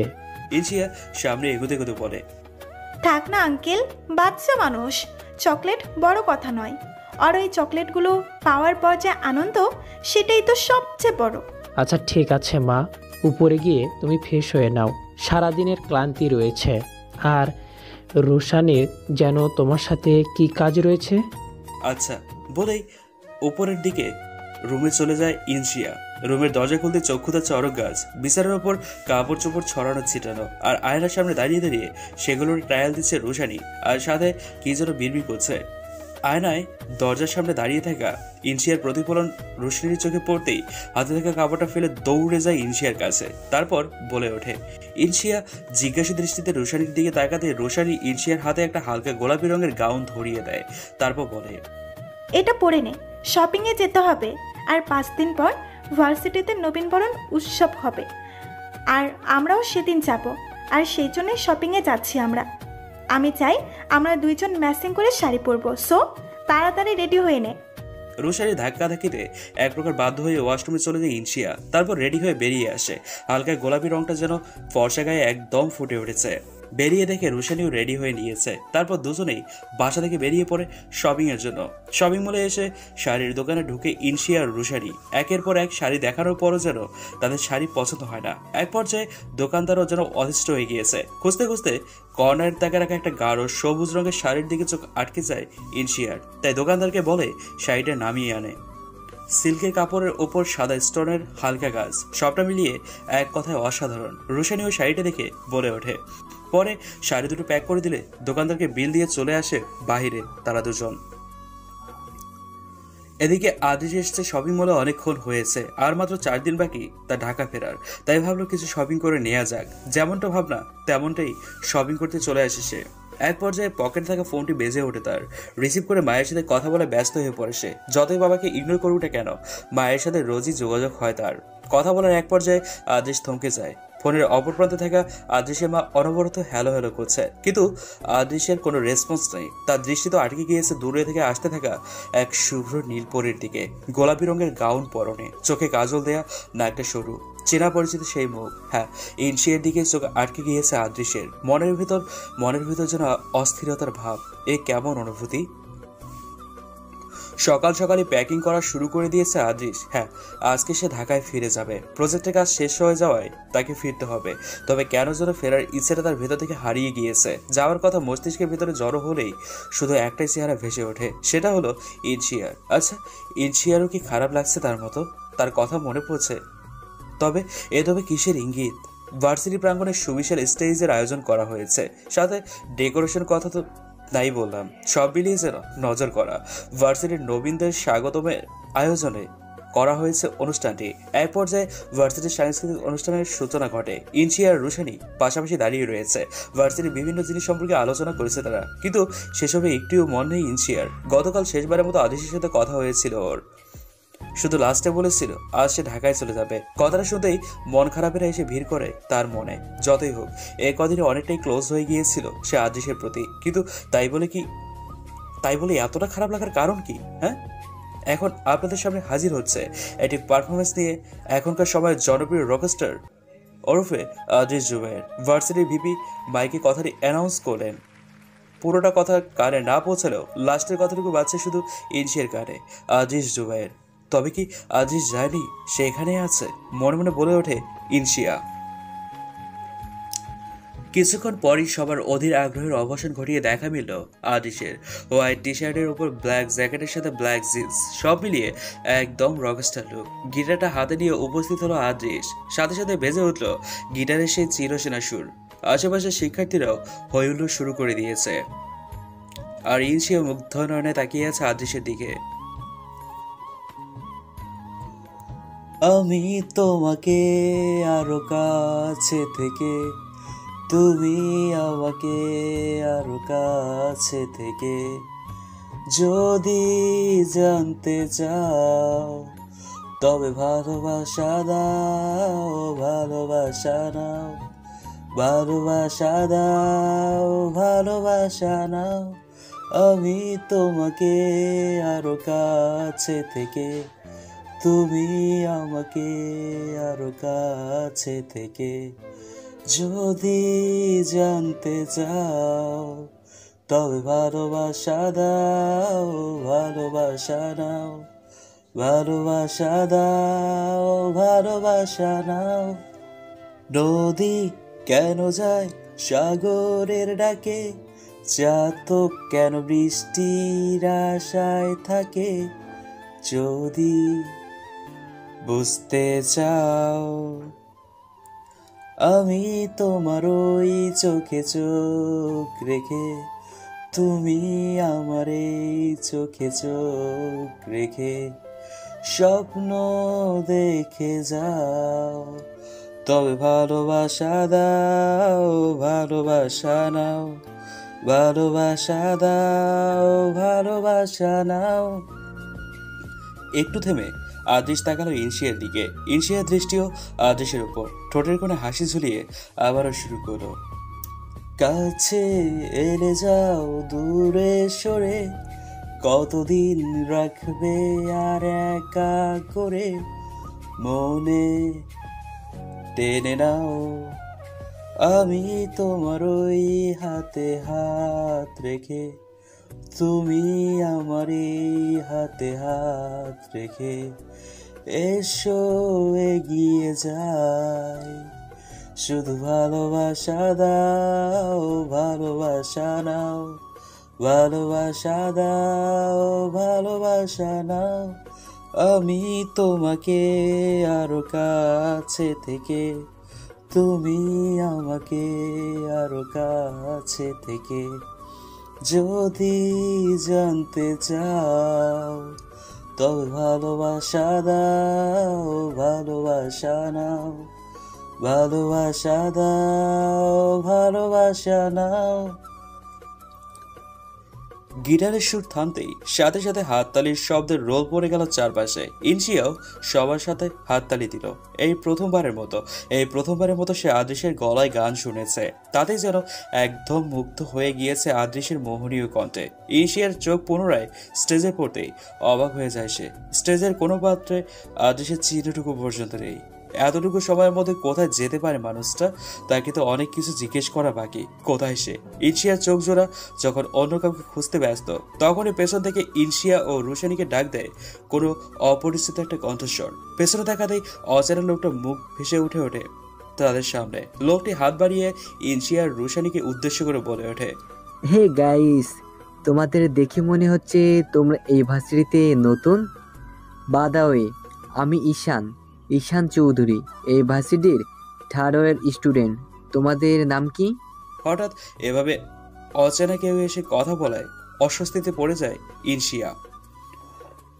তবে রুশানী জড়তা কাটিয়ে বলে ওঠে, হে, আই এম রোশনি আনহাম, আর এ হচ্ছে আমার বেস্ট ফ্রেন্ড ইনসিয়া ইফাত, আর আমরা দুজন ফার্স্ট ইয়ারের স্টুডেন্ট।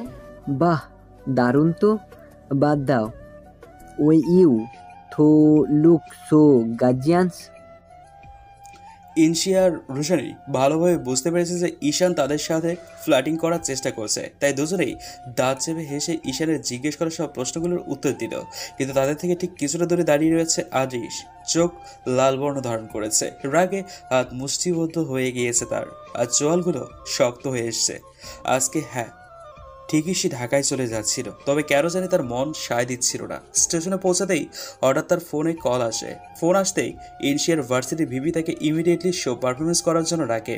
আর যেই ভার্সিটি থেকে ফোন করেছিল সেখানে তো ইনশিয়া অ্যাডমিশন নিয়েছে। ভাবতেই খুশি হয়ে যায় সে, ইনশিয়াকে আবারও দেখতে পারবে। তাই কোনো কিছু না ভেবেই হ্যাঁ বলে দেয়।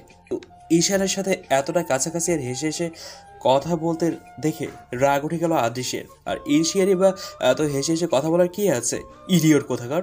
মনে মনে কথাগুলো আওড়াতে থাকলো আদ্রিশ। কথা শেষে ইনশিয়ার রোশানীকে ওয়াশরুমে যাওয়ার কথা বলে দুজনে মিলে একসাথে যায়। ওয়াশরুমে যাওয়ার সময় রোশানীর ফোন আসে। তাকিয়ে দেখে আদনান সাহেব কল করেছেন, তাই ইনশিয়াকে যেতে বলে একটু বাইরে চলে আসে সে। এদিকে ইনশিয়া আয়নার সামনে দাঁড়িয়ে শাড়ির কুচি আর আঁচল ঠিক করে নিল। তারপর দরজা খুলে বের হতেই হাতে আচমকা কারো হ্যাঁচকা টান পড়ে। হঠাৎ করে এমনটা হওয়ার কারণে ভীষণ ভয় পেয়ে যায় ইনশিয়া। চোখ মুখ খুঁজে বন্ধ করে রেখেছে সে। কারো ভারী নিঃশ্বাস তার মুখে আছড়ে পড়ছে। পিটপিট করে চোখ পেলে তাকায় ইনশিয়া। তার সামনে নীল চোখ দুটো ক্ষিপ্ত দৃষ্টিতে তাকিয়ে আছে তার দিকে। চেহারার মাঝে ভয়ঙ্কর রাগ ফুটে উঠেছে। আদ্রিশকে এখানে মোটেও আশা করেনি ইনশিয়া। সে এখানে কি করছে? আদ্রিশ ক্রুদ্ধ হয়ে ইনশিয়ার হাত জোরে চেপে ধরল, যার দরুন ইনশিয়া আহ করে উঠল। কি হচ্ছে এসব আদ্রিশ? ছাড়ো না আমায়, লাগছে আমার। আদ্রিশ সেসব কথা ভ্রুক্ষেপ না করে বলে উঠল, ওই ছেলের সাথে তোমার এত হেসে হেসে কথা বলার কি দরকার ছিল? Tell me idiot. কথাগুলো যেন ইনশিয়ার মাথার উপর দিয়ে যাচ্ছে। লোকটা বলে কি? সে কি ইচ্ছে করে ঈশানের সাথে কথা বলছিল নাকি? হ্যাঁ, আর বললেও তারই বা কি সমস্যা? তাই আমতা আমতা করে বললো, তো কি হয়েছে? ছেলেটা আমাকে আর রুশানীকে কোন ইয়ার আর কোনো ডিপার্টমেন্ট সেটার কথা জিজ্ঞেস করছিল, এতে সমস্যা কোথায়? এটা শুনে রাগের মাথা আরো এক ধাপ এগিয়ে গেল আদ্রিশের। নিজের হাত দুটো দেয়ালের পাশে জোরে রাখতেই ভয়ে গুটিসুটি মেরে যায় ইনশিয়া। এভাবে রিয়াক্ট করার কি আছে বুঝে উঠতে পারে না ইনশিয়া। এদিকে আদনান সাহেবের সাথে কথা বলতে বলতে প্রায় অনেকক্ষণ পেরিয়ে যায় রোশানীর। কথা শেষ করে পেছনে দেখাতে আরেক দফা অবাক হয়ে যায় সে, কেননা তার ঠিক পেছনে দাঁড়িয়ে আছে ঈশান। মুখে তার ক্যাবলাকান্ত হাসি। ঈশানকে দেখে ভ্রু কুঁচকে ফেলে রোশানী। ছেলেটা এখানে আসার পর থেকেই তার পেছন পেছন ঘুরঘুর করছে, যেটা মোটেও স্বাভাবিক মনে হচ্ছে না রোশানীর কাছে। ঈশান রোশানীকে দেখা মাত্রই বলে ওঠে, আরে রোশনী, তুমি এখানে একা দাঁড়িয়ে কি করছো? তোমার সাথে ওই মেয়েটা কি যেন নাম? হ্যাঁ, মনে পড়েছে। ইনশিয়া, সে কোথায়? আছে, সেও আছে, কিন্তু আপনি এখানে কি করছেন? আমিও তো তোমার বলবেই জিভ কেটে ঈশান। এরে কি বলতে যাচ্ছিলাম আমি? নো ঈশান, নো, এখনই কিছু বলা যাবে না, ভুলক্রমেও না। যদি কিছু বলে ফেলি নিশ্চিন্তে তোমাকে এই পাবলিক প্লেসে জুতো পেটা খেতে হবে। মনে মনে কথাগুলো বলে ঈশান। এদিকে রোশানী তার ভ্রুযুগল কুঁচকে ঈশানের দিকে জিজ্ঞাসা দৃষ্টিতে তাকিয়ে আছে। না, আমি বলতে চাচ্ছিলাম আমি আর আমার একটা ফ্রেন্ডের সাথে একটু কথা বলতে এসেছি, তাই আর কি। ঈশানের কথা ছোট করে ওহ বলে ঈশানী। এদিকে যে ঈশানের মনে কি চলছে কে জানে। আদ্রিশের কথাকে উপেক্ষা করে ইনশিয়া এক প্রকার মজা করে বলে, আমি যার সাথে খুশি কথা বলবো, আপনার কি? আর আপনি আমায় মিথ্যে বললেন কেন? আপনি না বলেছিলেন যে আপনি ঢাকায় চলে যাচ্ছেন? শেষের কথাগুলো কানে পৌঁছালো নয় আদৃশের। প্রথম কথাই তার কানে বাজছে, সে কেন আটকাবে ইনশিয়াকে। পর মুহূর্তেই আদৃশ এমন একটা কাণ্ড করে বসলো যার জন্য মোটেও প্রস্তুত ছিল না ইনশিয়া। বাসায় এসে চুপ করে বসে আছে ইনশিয়া। রোশানি সে কখন থেকে জিজ্ঞেস করছে যে কি হয়েছে, তবুও ইনশিয়ার যেন কোনো রেসপন্সই নেই। একদম যেন স্তব্ধ হয়ে গিয়েছে সে। কি হয়েছিল তবে? রাতের অন্ধকারে ইনসিয়া যখন গভীর ঘুমে আচ্ছন্ন, তখন আদৃশ মই দিয়ে ইনসিয়ার ব্যালকনি টপকে উঠে গেল। ব্যালকনির দরজাটা হালকা খুলতেই খেয়াল করলো ইনসিয়া খাটের এক প্রান্তে গুটিসুটি মেরে ঘুমোচ্ছে, ঠিক যেন বিড়ালের ছানা। আশেপাশে তাকিয়ে দেখে রোশানিও নেই রুমে। অতল ঘুমের মাঝেই কারো স্পর্শে পেয়ে শিওরে ওঠে ইনসিয়া। গলায় আর গালে কারো হাতের শীতল স্পর্শ পেতে মস্তিষ্ক তার আপনা আপনি সজাগ হয়ে ওঠে। তাই ধরপড়িয়ে লাফ দিয়ে ওঠে ইনসিয়া। আশেপাশে ভালো করে চোখ বুলিয়ে নিল সে, কোথাও কেউ আছে কিনা। না, কোথাও কেউ নেই। তাহলে এমনটা হলো কেন? এটা কি তার ভ্রম নাকি কিছুটা হলো সত্যি? ইনসিয়াকে এভাবে বিচলিত হতে দেখে রোশানি ছুটে আসলো তার দিকে। কি রে, কি হয়েছে? এইভাবে ঘামছিস কেন? ভয় পেয়েছিস? কোনো দুঃস্বপ্ন দেখেছিস? দাঁড়া, আমি তোর জন্য পানি নিয়ে আসি। কথাটা বলে রোশানি এক গ্লাস পানি ইনসিয়ার দিকে এগিয়ে দেয়, আর ইনসিয়াও গ্লাসটা নিয়ে ঢকঢক করে পুরোটুকু পানি খেয়ে নেয়। পানির গ্লাসটা পাশের টেবিলের ওপর রাখতে রোশানি জিজ্ঞেস করে, কি রে, এবার বল কি হয়েছে? ইনসিয়া আমদা আমদা করে। তার কি বলা উচিত? আর কি বা বলার আছে? এটাই বলবে যে তার মনে হচ্ছে ঘুমের ঘোরে কেউ তাকে স্পর্শ করছে। যদি বিশ্বাস না করে তাহলে? না রে, তেমন কিছুই না। আসলে একটা দুঃস্বপ্ন দেখেছিলাম, তাই লাফিয়ে উঠেছি। কথাটা এড়িয়ে গেল ইনসিয়া। কাল বিকাল থেকে এসব চিন্তা ভাবনা মাথা ঘুরপাক খাওয়াটাই স্বাভাবিক। তখনকার কথা ভাবতে শিওরে ওঠে ইনসিয়া। ফ্ল্যাশব্যাক। আচমকাই আদৃশ ইনসিয়ার একদম কাছে ঝুঁকে যায়, এতটাই কাছে যে দুজনের মাঝে মাত্র 1 ইঞ্চি দূরত্ব। চোখ দুটো ছানা বড়া হয়ে যায় ইনসিয়ার। নীল ওই চোখ জোড়া তার দিকে গভীর দৃষ্টিতে তাকিয়ে আছে, যে দৃষ্টি এক অদ্ভুত মাদকতা।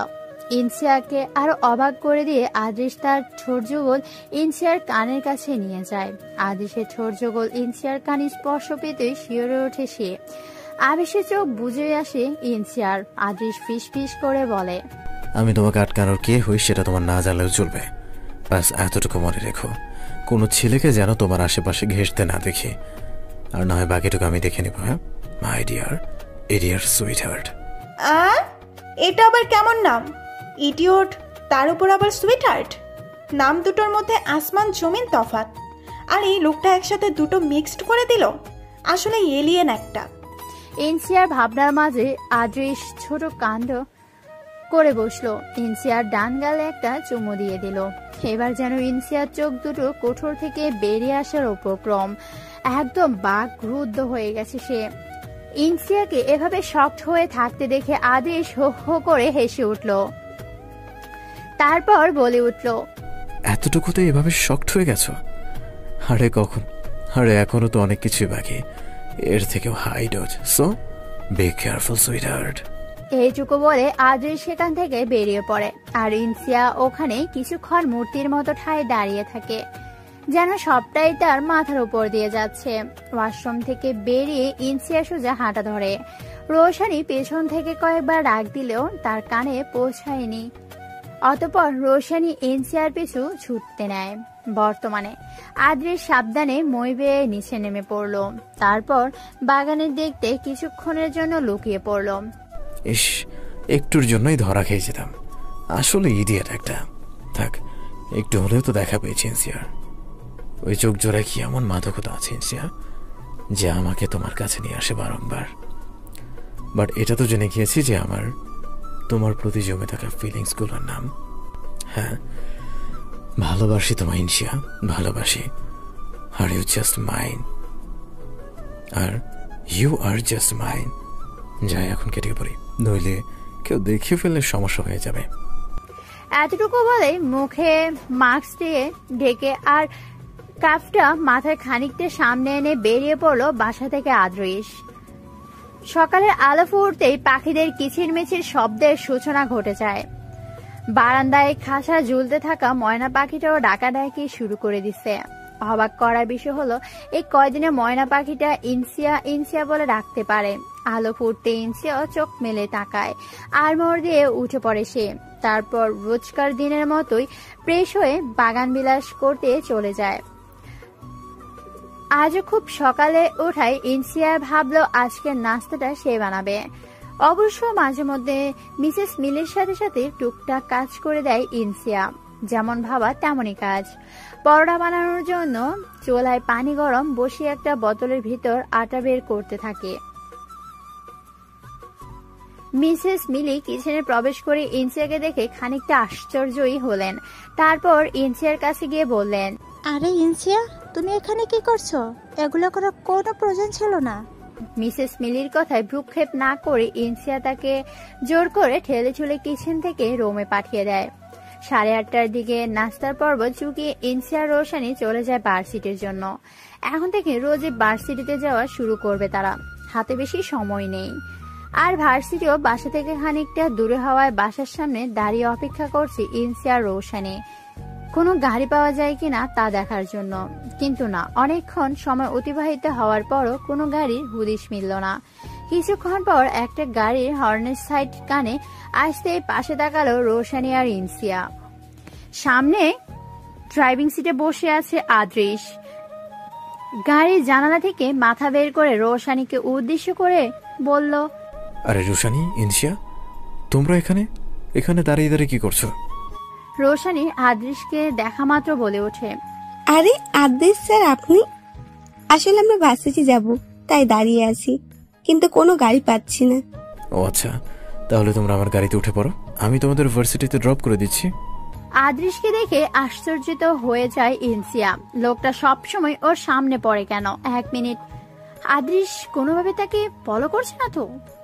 ইনসিয়া বলে উঠল, না থাক, আমরা অন্য কিছু ম্যানেজ করে নিব। ইনসিয়ার কথায় রোশানি বিরক্ত হয়। ওর কথায় ভ্রুক্ষেপ না করে আদ্রিসকে বলল, আরে আদ্রিস স্যার, আপনি ওর কথায় মন দেবেন না। এই ইনসিয়া চল, এমনিতে অনেকটা সময় চলে গেছে। রোশানি এক প্রকার জোড়াজুড়িতে বাধ্য হয়। ইনসিয়াও গাড়িতে ওঠে। আদ্রিসও মুচকি হেসে গাড়ি স্টার্ট দেয়। গাড়ির ফ্রন্ট সিটে বসে ড্রাইভ করছে আদ্রিস, আর ব্যাক সিটে রোশানি আর ইনসিয়া। সামনের লুকিং গ্লাসে ইনসিয়াকে সরাসরি দেখা যাচ্ছে, আর সেটাই আর চোখে বারবার দেখছে আদ্রিস। ইনসিয়া দাঁতে দাঁত চেপে বসে আছে আর মনে মনে হাজার কয়েক গালি দিচ্ছে আদ্রিসকে। ব্যাটা খবিস, শয়তান, আজ তো একটা এলিয়েন, সব সময় সাথে চিপকে থাকে। যেখানে যাব সেখানে এসে হাজির হবে, আর হুটহাট এলিয়েন মার্কা কাজকর্ম করে বসবে। আসলেই একটা লুচু। কথাগুলো বিড়বিড় করতে করতে ইনসিয়ার চোখ পড়ে লুকিং গ্লাসের দিকে। আদ্রিস তার দিকে এক দৃষ্টিতে তাকিয়ে রয়েছে। আদ্রিস এক দৃষ্টিতে তার দিকে তাকিয়ে আছে। দুজনের চোখাচোখি হতে আদ্রিস ইনসিয়াকে উদ্দেশ্য করে চোখ টিপ দেয়, যার দরুন ইনসিয়ার চোখ দুটো ছানা বড় হয়ে যায়, সাথে সাথে কাশিও হানা দেয়। ইনসিয়াকে এভাবে কাশতে দেখে রোশানি তাড়াতাড়ি ব্যাগ থেকে পানির বোতল বের করে ইনসিয়াকে এগিয়ে দেয়। আদ্রিস গাড়িতে একটু ব্রেক করে পাশে থামায়, তারপর ইনসিয়াকে উদ্দেশ্য করে বলে ওঠে, আরে আস্তে আস্তে, এভাবে হঠাৎ কাশি উঠলো কেন? Any problem? সাবধানে তো থাকবে মিস ইনসিয়া। ইনসিয়া পানি খেতে খেতে আদ্রিসের দিকে চোখ গরম করে তাকায়। এই লোকটার সমস্যা কোথায়? আমার মাথায় ঢোকে না। এভাবে হুটহাট অদ্ভুত কাজকর্ম করে আমাকে বিব্রতকর অবস্থায় ফেলে দিয়ে কি শান্তি পায় কে জানে। এলিয়েন কোথাকার। ইনসিয়া কথাগুলো বিড়বিড় করার মাঝেই আদ্রিস গাড়ি এসে থামে ইনসিয়ার ভার্সিটির সামনে। রোশানি আর ইনসিয়া নেমে পড়ে সাথে সাথে। অনেকটা সময় পার হয়ে গেছে। ইনসিয়া বের হবে, তখনই আদ্রিস বলে ওঠে, আহা সুইটহার্ট, এভাবে এত অল্পই তোমার অবস্থা তো কাহিল। সামনে যা যা হবে সেই ডোজ কি হজম হবে? আদ্রিসের কথায় ইনসিয়া দাঁতে দাঁত চেপে বলে ওঠে, আপনার সমস্যা কি? আর আপনার চাই কি? আমার পেছনে এভাবে পড়ে আছেন কেন? বলবেন আমাকে। আরে কুল ডাউন কুল ডাউন, এত তাড়াহুড়ো করলে হয় নাকি? কিপ পেশেন্ট, সব জেনে যাবে, ধীরে ধীরে সব জেনে যাবে। ইনসিয়া কিছু বলতে যাবে তার আগে রোশনি বাইরে থেকে চিল্লে ওঠে, কি রে এই ইনসিয়া, কোথায় আটকে গেলি? তাড়াতাড়ি চল, ক্লাসের জন্য লেট হয়ে যাচ্ছে। ইনসিয়া মুখ বাঁকিয়ে গাড়ি থেকে বের হয়, পরে আর রোশনির সাথে পা বাড়ায়। আর আদেশও মুচকি হেসে পুনরায় গাড়ি স্টার্ট দেয়। ভার্সিটির ইংলিশ লেকচারার মিস্টার ফয়জুল করিম খুব গম্ভীর ভঙ্গিমায় ক্লাসে ইংরেজি রুলস বোঝাচ্ছেন। ইনসিয়া রোশনি ছাড়াও বাদ বাকি যে কয়েকজন স্টুডেন্ট রয়েছে তারাও বিরক্তির সাথে ক্লাস অ্যাটেন্ড করেছে। রোশনি যেন ঘুমে ডুলুডুলু অবস্থায় এমন। রোশনির এমন অবস্থা দেখে ইনসিয়া পিস পিস করে বলে, এই রোশনি, এই রুশি, তাড়াতাড়ি ওঠ, ঘুমাচ্ছিস কেন? স্যার দেখলে নির্ঘাত তোকে ক্লাস থেকে বের করে দেবে। আরে ওই রুশি, ওঠ। কথা কানে যেতে ধর পড়ে ওঠে রোশনি।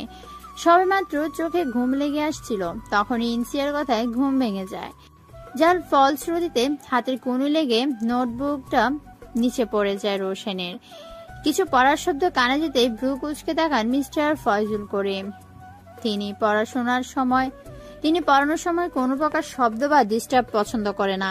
গম্ভীর হয়ে সবসময় থাকেন, যার কারণে বেশিরভাগ স্টুডেন্টই তাকে ভয় পায়। এইদিকে রোশনি মনে মনে দোয়া দুরুদ পড়তে থাকে।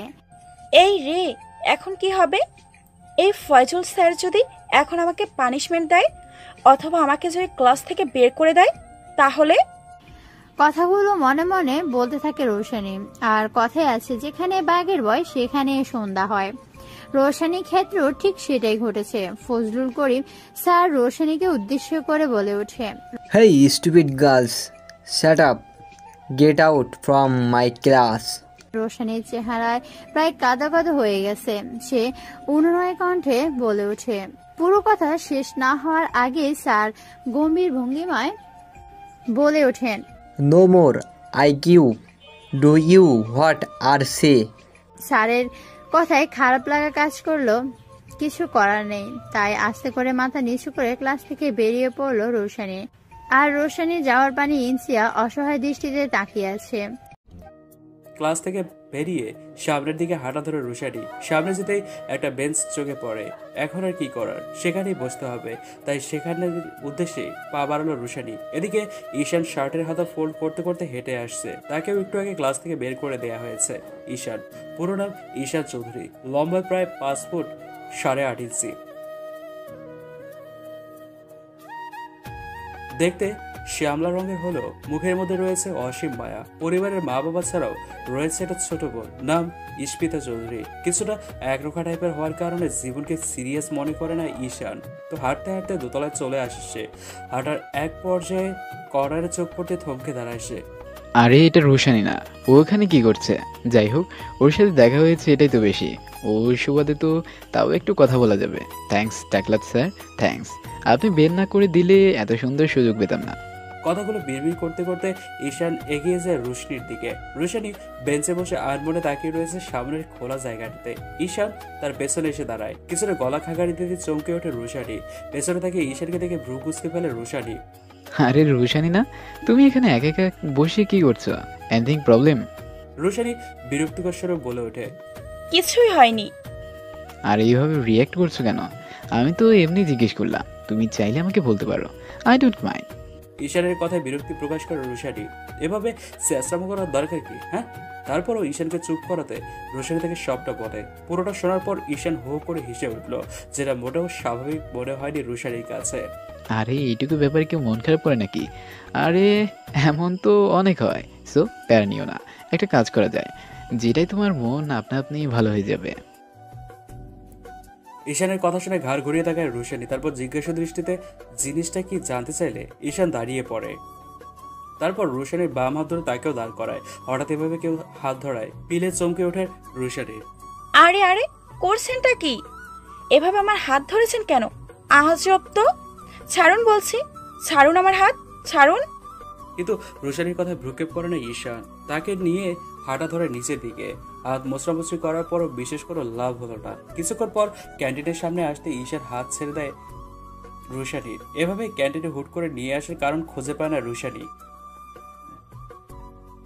ঈশানকে কিছু বলতে যাবে তার পূর্বেই সে ওয়েটারকে ডেকে দুটো আইসক্রিমের অর্ডার দেয়, একটা স্ট্রবেরি আর একটা চকলেট ফ্লেভারের। মানে কি আপনি আমাকে এখানে আইসক্রিম খাওয়ানোর জন্য নিয়ে এসেছেন? Like seriously? এটা কোন ধরনের ভদ্রতা মিস্টার ঈশান? আমাকে একটু বলবেন প্লিজ? রোশানি বকবক করার মাঝে ওয়েটার এসে দুটো আইসক্রিম এর কাপ তাদের সামনে এগিয়ে দেয়। ঈশান তা নিয়ে রোশানির সামনে ধরে আর বলে ওঠে, আমি এখানে নিয়ে এসেছি সেটা বড় কথা না, এখন এই আইসক্রিম খেয়ে আগে নিজের মাথাটা একটু ঠান্ডা করো, তারপর না হয় যত ইচ্ছে বকবক করো, না হলে কিন্তু আইসক্রিম গলে যাবে। আর আমি যদি না খাই তাহলে? খেতে তো তোমাকে হবেই, পুরোটা শেষ করে তারপর ক্লাসে যাও। আরে আমি আপনার কথা কেন শুনবো? গুন্ডা নাকি আপনি? ঈশান বুঝতে পেরেছে যে এই মেয়ে থাম্বা নয়, তাই আইসক্রিমের কাপ থেকে চামচ নিয়ে আইসক্রিম উঠিয়ে হুট করেই রুশানির মুখের মধ্যে পড়ে দিল। আকস্মিক ঘটনায় চোখ দুটো ছানা বড় হয়ে যায় রুশানির, সাথে মুখটাও আপনা আপনি বন্ধ হয়ে যায় তার। সূর্য আকাশের পশ্চিম প্রান্তে ঢলে পড়েছে, লাল সিঁদুরের মতো রক্তিম আভায় চারপাশে লালচে ধারণ বরণ করেছে। লাল সিঁদুরের মতো রক্তিম আভার চারপাশ লালচে বর্ণ ধারণ করেছে, আর সেটাই ছাদে দাঁড়িয়ে উপভোগ করছে ইনশিয়া। ভার্সিটি থেকে এসে লাঞ্চ করে একটা ভাত ঘুম দিয়ে উঠেছে। বিকালের দিকে উঠে সবার জন্য বিকালের নাস্তা আর চা বানিয়ে দিয়ে ছাদে চলে আসে ইনশিয়া। এরকম একটা সূর্যস্থিতি তো তার জীবনের কলুষিত অধ্যায় মুছে গিয়েছিল। সমস্ত বেড়াজাল ছিন্ন করে ছুটে এসেছিল নতুন একটা দিনের সূচনায়। আচ্ছা, বাবা কেমন আছে? সে তো একটিবারও ফোন দিল না। অবশ্য লুকিয়ে লুকিয়ে রুশানির কাছে ঠিকই ফোন করে তার কথা জিজ্ঞেস করে, বাবাকে ফোন দিলে কেমন হয়। কথাগুলো ভাবার পরক্ষণে ছুট লাগায় ঈর্ষিয়া তার রুমের দিকে। ড্রয়ার হাতে একটা কাগজ বের করে কাগজটায় মোড়ানো সিম কার্ডটা ফোনে প্রবেশ করা এসে চট্টগ্রামে আসার সময় ট্রেনে থাকতেই ফোনের সিম পাল্টে নিয়েছিল সে। পুরোনো সিমটা অন করতেই কন্টাক্টে ঢুকতেই বাবা নামটা জলজল করতে থাকে। নম্বরটা কল করতে পরপর কয়েকবার রিং হয়ে আপনা আপনি কেটে যায়। এতে কিছুটা হতাশ হয় ইনশিয়া। এরপর আবারও কল দেয় সে। ইজি চেয়ারটাতে বসে চা খাচ্ছেন আরাফাত সাহেব। চশমাটা চোখে থাকলেও আজকাল সবটাই যেমন কেমন যেন ঝাপসা ঝাপসা মনে হয়। হবেই বা না কেন, তার যে কোনো ওষুধই টাইম মতো খাওয়া হয় না। স্ত্রী রুকাইয়া বেগম তার দিকে খুব একটা ফিরে তাকান না। বয়স বাড়ার সাথে সাথে স্মৃতিশক্তিটাও দিন দিন লোপ পাচ্ছে, যার কারণে সব কাজকর্ম ঠিক মতো হয়ে ওঠে না। ইনশিয়া যখন ছিল তখন বাড়ির পরিবেশটাই অন্যরকম ছিল। সারাদিন এটা ওটা করতে থাকতো। বিশেষ করে আরাফাত সাহেবের ওষুধপত্র, খাওয়া দাওয়া সবকিছু একাই সামলে নিত ইনশিয়া। এত কিছুর পরেও শ্রী রুকাইয়া কেন যে ইনশিয়াকে সহ্য করতে পারতো না কে জানে। আজ কেন জানি মেয়েটার কথা বড্ড মনে পড়ছে। সময় করে একবার রোশানিকে ফোন করলে জানা যাবে। আরাফাত সাহেবের ভাবনা মাঝে ছেদ ঘটিয়ে ফোনটা পুনরায় বেজে উঠলো। ফোনটা হাতে নিয়ে দেখলো ইনশিয়ার নম্বর থেকে কল এসছে। খুশিতে তার চোখের কোণে অশ্রু টলমল করতে লাগলো। ফোন রিসিভ হতেই ইনশিয়ার কম্পোন্নত কণ্ঠে উঠলো, ভেসে আসলো, বাবা। এতদিন পর মেয়ের কণ্ঠ শুনতে পেয়ে মনটা শান্ত হলো আরাফাত সাহেবের। তিনিও বলে উঠলেন, ইনশিয়া, মা আমার, কেমন আছিস তুই? ভালো আছি বাবা, তুমি কেমন আছো? ঔষধ সবগুলো টাইম মতো নিচ্ছ তো? ইনশিয়ার কথা দীর্ঘশ্বাস পেলেন আরাফাত সাহেব। মেয়েটা এত দূরে থেকেও তার কত চিন্তা করছে, আর তার স্ত্রী সে কি করছে? আরাফাত সাহেব মেয়েকে কিছু বলতে যাবেন তার আগেই কেউ ছো মেরে তার হাত থেকে ফোনটা নিয়ে নিল। অপর প্রান্ত থেকে ইনশিয়া বারবার হ্যালো হ্যালো করে চলছে, কিন্তু কোনো রেসপন্স নাই। এদিকে রুকাইয়া বেগম অগ্নিদৃষ্টিতে তাকিয়ে রয়েছেন স্বামী আরাফাত হোসেনের দিকে। তিনি কটপট করে একবার ফোনের দিকে তাকালেন, তারপর ফোনটা কানের কাছে নিয়ে ইনশিয়ার কণ্ঠ শোনা মাত্রই গর্জে উঠলেন, এই মুখপুরি, তোর সাহস কি করে হয় এখানে ফোন করার? আপদ কোথাকার! একবার যখন বিদায় হয়েছিস এখন আবার কেন খোঁজ করছিস? শুধু তোর জন্য আমার এতগুলো টাকা হাতছাড়া হয়ে গেল। তুই কোন সাহসে আবার এখানে ফোন করিস মুখপুরি কোথাকার? বলেই খট করে ফোন কেটে দিল রুকাইয়া বেগম। আর আরাফাত সাহেব নির্বাক দৃষ্টিতে তাকিয়ে আছেন তার স্ত্রী দিকে। ভাবছেন মানুষ কতটা নিচু হলে তার মনের ধারণা এমন হতে পারে। এদিকে ফ্লোরে বসে হাঁটুতে মুখ গুজে দিয়ে অনবরত চোখের অস্ত্র বিসর্জন দিচ্ছে ইনশিয়া। জীবনটা এমন অদ্ভুত কেন? জীবনটা এমন অদ্ভুত কেন? জীবনের কোনো এক অধ্যায় ভালোবাসার রঙিন প্রজাপতি দিয়ে ঘেরা, আবার কোনো এক অধ্যায় লেগে আছে বিষাদের ছোঁয়া। এদিকে আদৃশ ব্যালকনিতে দাঁড়িয়ে রয়েছে আর ফোনটা একটু পরপর হাত বুলাচ্ছে, মুসকে মুসকে হাসছে। আর সন্ধ্যা নেমে গিয়েছে অনেক আগেই। রাতের টিমটিমে আলোয় পড়ে থাকা ছবিটা জল করছে। ইনশিয়ার একটা হাসি মাখা ছবির দিকে এক দৃষ্টিতে তাকিয়ে আছে আদৃশ। ভাবতেই অবাক লাগে, এই আদৃশ জুবের যে কিনা আজ পর্যন্ত কোনো মেয়ের দিকে ফিরেও তাকায়নি, সে কিনা আজ একটা মেয়ের প্রেমে পড়ে গিয়েছে। How strange! কিছু তো একটা আছে এই মেয়ের মাঝে। আজ সারাদিনে আর দেখতে পেলাম না ইডিয়টটাকে। যাই গিয়ে একবার দেখে আসি। এতটুকু বলেই রুম থেকে হুডিটা নিয়ে বেরিয়ে পড়লো আদৃশ। অন্ধকার রুমের মধ্যে শুধু টেবিল ল্যাম্পের আলো জ্বলছে। টেবিলে বসে আলোর নিচে বই ঘাটাঘাটি করছে ইনশিয়া। রোশানি অনেকক্ষণ আগেই ঘুমিয়ে পড়েছে, তাই রুমের লাইট অফ করে দিয়ে টেবিলে মুখ গুজে বসে রয়েছে ইনশিয়া। ঘড়ির দিকে চোখ যেতে খেয়াল করে 12:30 বেজে গিয়েছে। প্রচুর ঘুমও পাচ্ছে, তাই বইগুলো গুছিয়ে উঠে পড়লো টেবিল থেকে। টেবিল ল্যাম্পটা বন্ধ করতে যাবে ঠিক তখনই ফোনটা বেজে উঠলো। হঠাৎ এত রাতে কেউ কল করায় বেশ বিরক্ত বা চিন্তায় পড়েছে ইনশিয়া। এত রাতে আবার কে কল করবে?